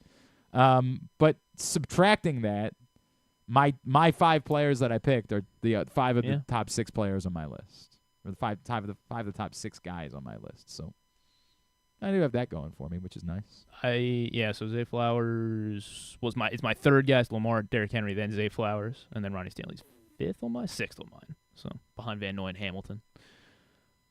On my list. I'm good with your list. All right. All right, I passed it. I'm good with it. All right. We'll get them up. GlennClarkRadio.com. What do we go? Oh, we don't have to take a break, do we? We're done. All right, very good. Oh, before we do tidbit, there was a lot of sports last night. Good thing you were there. Well, I actually got one wrong. You showed your face here today. Yeah, I know, right? You know what I got? Okay, so the question was, who are the AP preseason number 1 men's and women's college basketball teams? Darn it. South Carolina women. Mm-hmm. I'm not telling you if that's right or not. I'm just acknowledging that you said it. I'm gonna assume it's right. And who the heck? Oh man, do I just default to they're back-to-back national champions? Why? I should know this, right? Duke is 7, I think. It's not Tennessee. It's not Iowa State's high, but they're 5. I feel like I could name the top 10 except for number 1 with that least confidence. I'll go UConn. UConn and South Carolina. Those are my guess. South Carolina, of course, is correct. Okay. Kansas, number 1 team. Darn it. Preseason men's college basketball. So I got that one wrong. This one was brutally difficult, and I knew 2 of them immediately. Only 4 teams won the Stanley Cup between 1973 and 1988.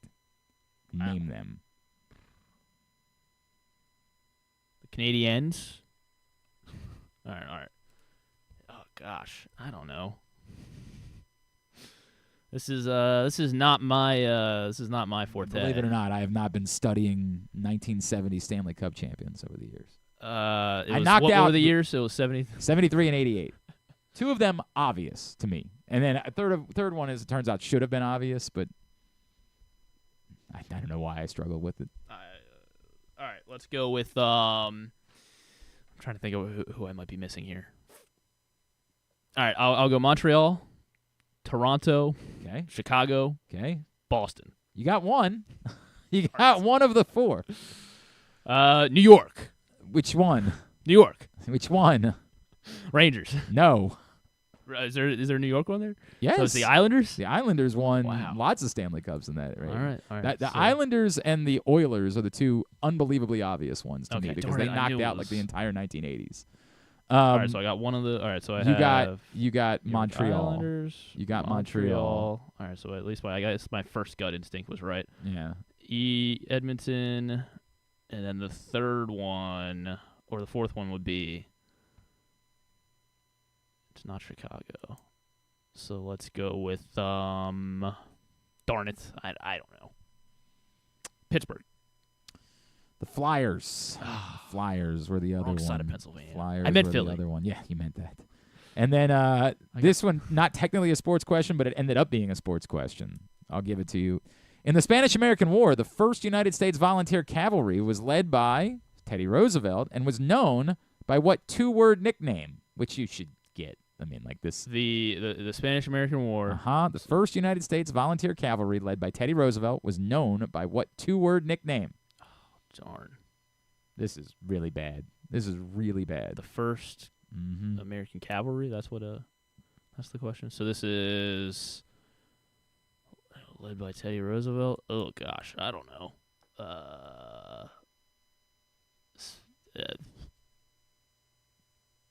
They had a nickname? Yes. That they called the Very group? famous, yes. I mean, I probably do know it. I need to reactivate. It was also the name of a. I need to reactivate 8th grade late history 90s, early in my 2000s rap group, but not really a group. You'll understand. You probably won't. Late you probably 80s? don't know anything about it. No, late 90s, early late 2000s.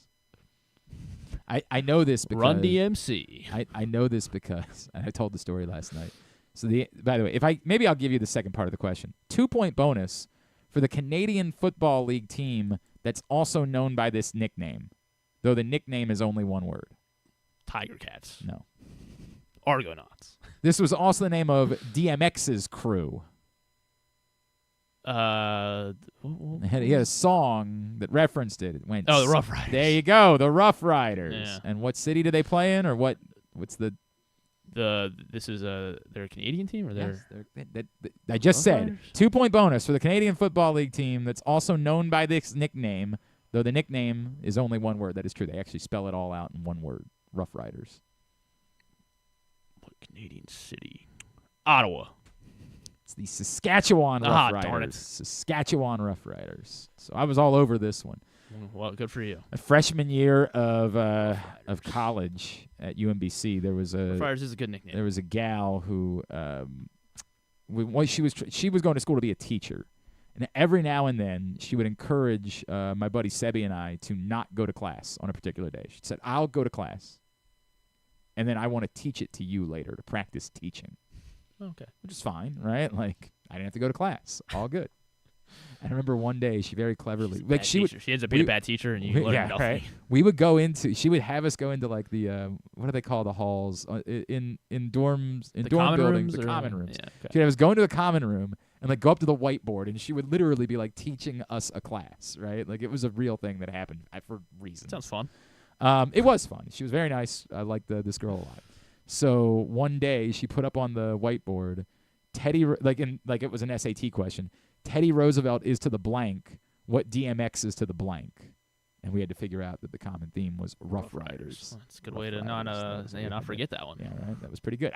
It stayed with me the rest of my life. Really. It's finally came back. So she must have been a very good teacher in hindsight. All right, Tidbit is brought to you by Live Casino and Hotel. We didn't finish in second last night. We won. Wow. But the team that had been beating us didn't show up, so it feels empty. I don't know what's going on with them. They weren't there last night, so it's an empty win for us that we won. Not happy about that. You want to know what's going on in Live? Yeah, I think you know what's going on. $7 in free slot play for every touchdown that is scored during Baltimore or Washington football games this season. Live Rewards members who have their Live Rewards card inserted correctly into the slot machine, any slot machine on the floor, and are actively playing, they get $7 in free slot play for every touchdown from Baltimore or Washington during home games this season. Adderall Mills must be 21. Please play responsibly. For help, visit mdgamblinghelp.org or call 1-800-GAMBLER. And then Chris just donated some money to Helping Up. He said I don't want any part of the basketball. Chris Eric, is that how you say it? Oh, Chris E. I love Chris. That's my guy. E. Eric. Yes. Yep. Yes. Shout out Chris. Thank you. It's very nice of you, Chris. Thank you. What were my tidbits here? The Dolphins. When Chris's father passed away, he donated all of his father's clothes to Helping Up Mission. It was incredibly thoughtful of him. Chris is a good man. One of my favorite. A great story because we became friendly because one day he was making fun of me on the internet. Straight shoot. He gets embarrassed by this. But one day he was on someone's Facebook. So that's why everyone does it so much. Someone on friends with you. Someone on Facebook was like tweeting or was posting about being on with Drew and I one day, and Chris made fun of us, and then I followed up about it. And very good man. Everybody has their days. It happens.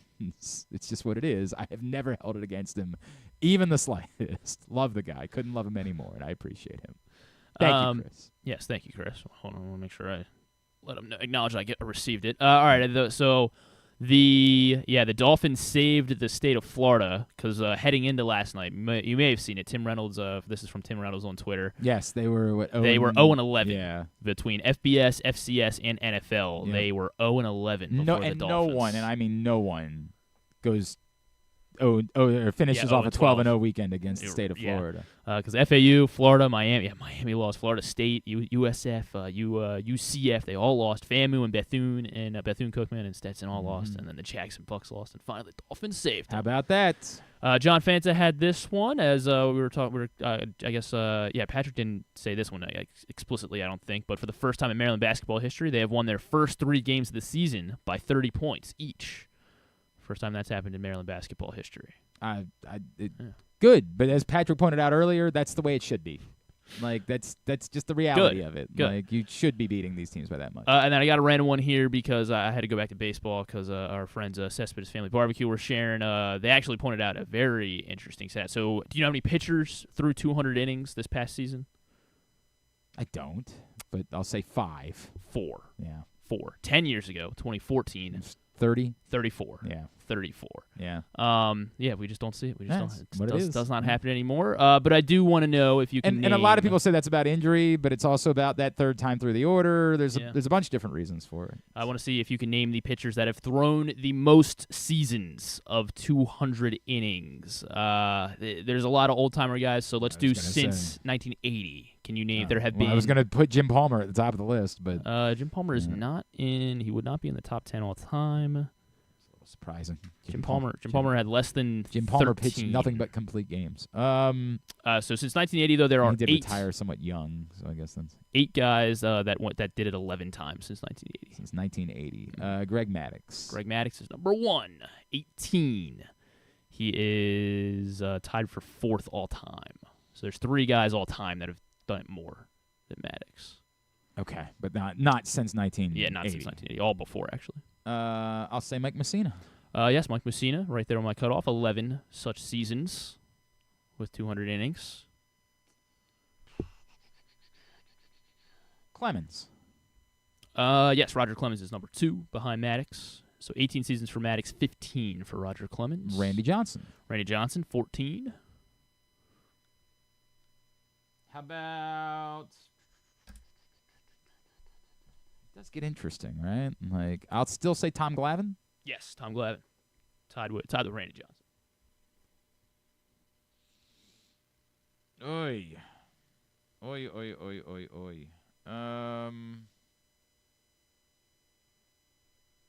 I mean, I'll try Verlander.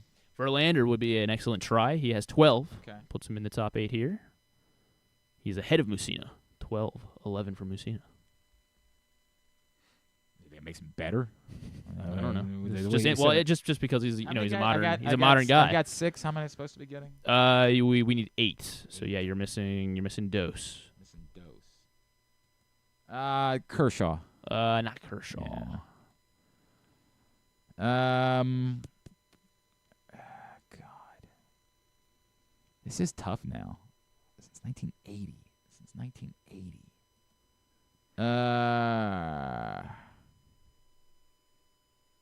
God, I don't know. How about... It's not Pedro. He barely pitched. David Cone. Not David Cone.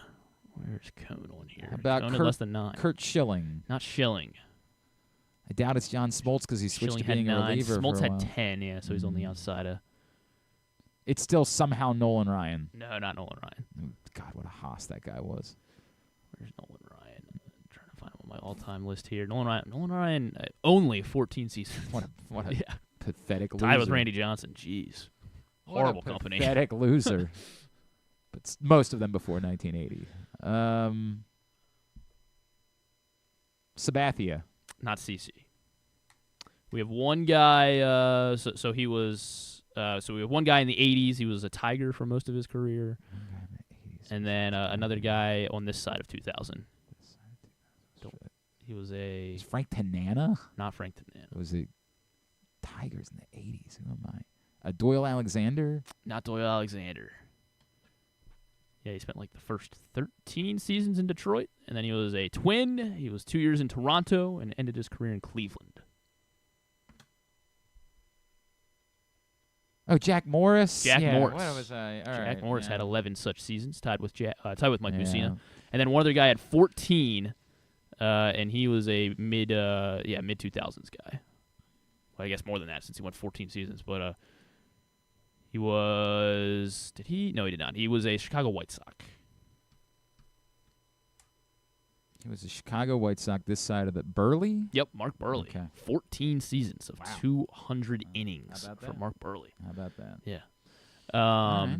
And a lot of the time, I'm trying to think, a lot of the time, I mean, it was 202, 203, 202, 205. Really? Yeah. Hey, man, those 201, count. 204. They count. And then the 3 guys, do you want to try the 3 guys better than Maddox? 20 seasons, 19 seasons. 3 guys. better than Maddox all time. Bob Gibson. No, not Bob Gibson. How about? God damn. How about? I'm not Dizzy Dean. Not Dizzy Dean. An Atlanta Brave. Who did do it? Phil Niekro. Yes, Phil Niekro. Okay. Phil Niekro, who actually did it 4 times after 1980. Okay. Phil Niekro, 19 seasons of 200 innings. Okay. How about Walter Johnson? Not Walter Johnson. There's How a about- Dodger. There's a Dodger. Walter Johnson's tied with Maddox, 18. So that's a good guess. Don Drysdale. Not Don. Not Drysdale. Oh, Don Sutton. Don Sutton. Don yes. Sutton. Okay. 20 seasons, the record. 20 such seasons about of that? 200 innings for Don Sutton. And then finally, one more. He created baseball, I guess, more or less. Created baseball? Because he was... Oh, is it Cy Young? Yes, it Well, is He definitely Cy didn't Young. create baseball. Yeah, but basically. Yeah, Wow, okay. 450 innings. Well, you know. He went 200 twice. Throwing both ends of a Yeah. doubleheader. Yeah. That's those are your all-time 200 inning very guys. good. Very good. All right, let's get tubular. Now we will. Have you ever thought of taking a cruise to these wonderful destinations with sunny skies and beautiful beaches? Well, wait no longer. We're ready for you to cruise from the Cruise Maryland Terminal. Have a little phrase that you can go from baggage to margarita in about 15 minutes. Choose fun with an array of destinations, onboard activities, entertainment, and world-class cuisine. Contact your travel agent and book your cruise today. Let your adventure begin. All right, here's what's coming up totally tubular-wise. And the Arthur Millett, what? Chris does check in. He says hi, and he says he just told that story the other day. Oh, really? Yeah. He's a great guy. Love that guy. Couldn't love him anymore, but that's a true story. All right, Arthur Millett Show tonight, Facebook.com/PressBox Sports, YouTube.com/PressBox Online. We'll see you at Mother's North Grill in Timonium at 7. College hoops tonight, Towson, South Carolina. Patrick thinks there's a chance for Towson to go get a big win. 7 o'clock. All these games on ESPN Plus for Towson, South Carolina, Loyola, NJIT, Rider, Navy, UMES, Miami, Ohio, all at 7 on ESPN Plus. Morgan's at home against UDC at 6 o'clock on their website. The Champions Classic tonight, 6:30, Michigan State, Kansas, 9 o'clock, Duke, Kentucky. In between the college football playoff rankings show, that's all on ESPN. Big Ten hoops tonight on BTN. UIC Northwestern at 7. South Dakota, Iowa at 9. Portland, Oregon at 11. The rest of the college basketball, find at GlennClarkRadio.com. Maction tonight. CBS Sports Network, Ball State, Buffalo at 7. ESPN2, Western Michigan, Bowling Green at 7. ESPNU, Central Michigan, Toledo at 7. And what we've all been waiting for, the NBA Cup tonight. Knicks 6 through 7:30.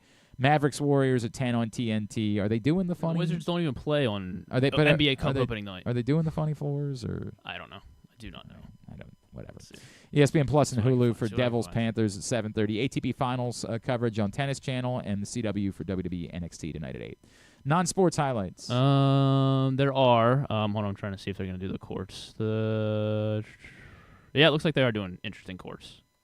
Okay. New York Times already ranked them all. Good for them. I'm trying to let me do my quick rankings real quick. No, I want to wrap up. Thunder look good. Oh, Knicks have it all orange. Stuff I got to do. We got to wrap up. Non-sports. Wizards is kind of boring. Not Griffin. I got to do some stuff. Non-sports. We're still on time. St. Dennis Medical. That's I guess that. The debut. That is at 8 o'clock on NBC, and the finale of American Sports Story. Aaron Hernandez, the season finale of that on so FX. sad. Yeah, it was a good show, I think. Right? No, but sure. Jeff Goldblum will be on Jimmy Fallon, and Francis Ford Coppola will be on Stephen Colbert. They're also revealing the sexiest man alive on Stephen Colbert tonight as well. It might be, maybe it is Francis Ford Coppola. Boy, yeah, right. I hadn't thought about that. And also, do they need me? Do I need to be? Yeah, is it one of those in-person things, or they've contacted you? No, I haven't gotten the call. That's very weird. And Deadpool Wolverine is now streaming on Disney+. Maybe it's just one of those things where, like, tomorrow I'll need to be available to do the rounds. Like, tonight it's just the announcement. Yeah, tomorrow, show you a picture. Here it is. You got it. Glenn Clark. That's what it is. All right, very good. All right, thanks today to Charles Davis. Thanks to Qadry Ismail, to Patrick Stevens, Joe Serpico. We'll get it all up in the greatest hits section of the Here we go. tab at GlennClarkRadio.com. Is Drew here tomorrow? Yeah, Drew's here tomorrow. That's great. As is John Feinstein. Oh, yeah, we're talking to John Feinstein tomorrow. And then Stuff and Things. Okay. Yeah. Thanks to everybody at PressBox, all of our great sponsors and partners, including. I guess Drew will tell us about how the Sexiest Man reveal went. That's a great point. Live casino and hotel. That's why he's then he's not. Maybe that's what he's here to promote tomorrow. Yeah. He did say I only got 15 minutes. He's got to make it. Oh, yeah. Live casino and hotel. Cruise, Maryland, Crown Trophy, Easy Pass, Royal Farms, Green Turtle, Bet Park Sportsbooks in Towson and Canton, HelpMyGamblingProblem.org, the Costa San, MSAA, the Baltimore Orioles, your local Toyota dealer, buyatoyota.com. Thanks to Griffin at Griffin_Bass. Follow us, Twitter, Instagram, and TikTok at Glenn Clark Radio. Have a great Tuesday night. See you over at Mother's. Go all the local hoops teams. Duke sucks.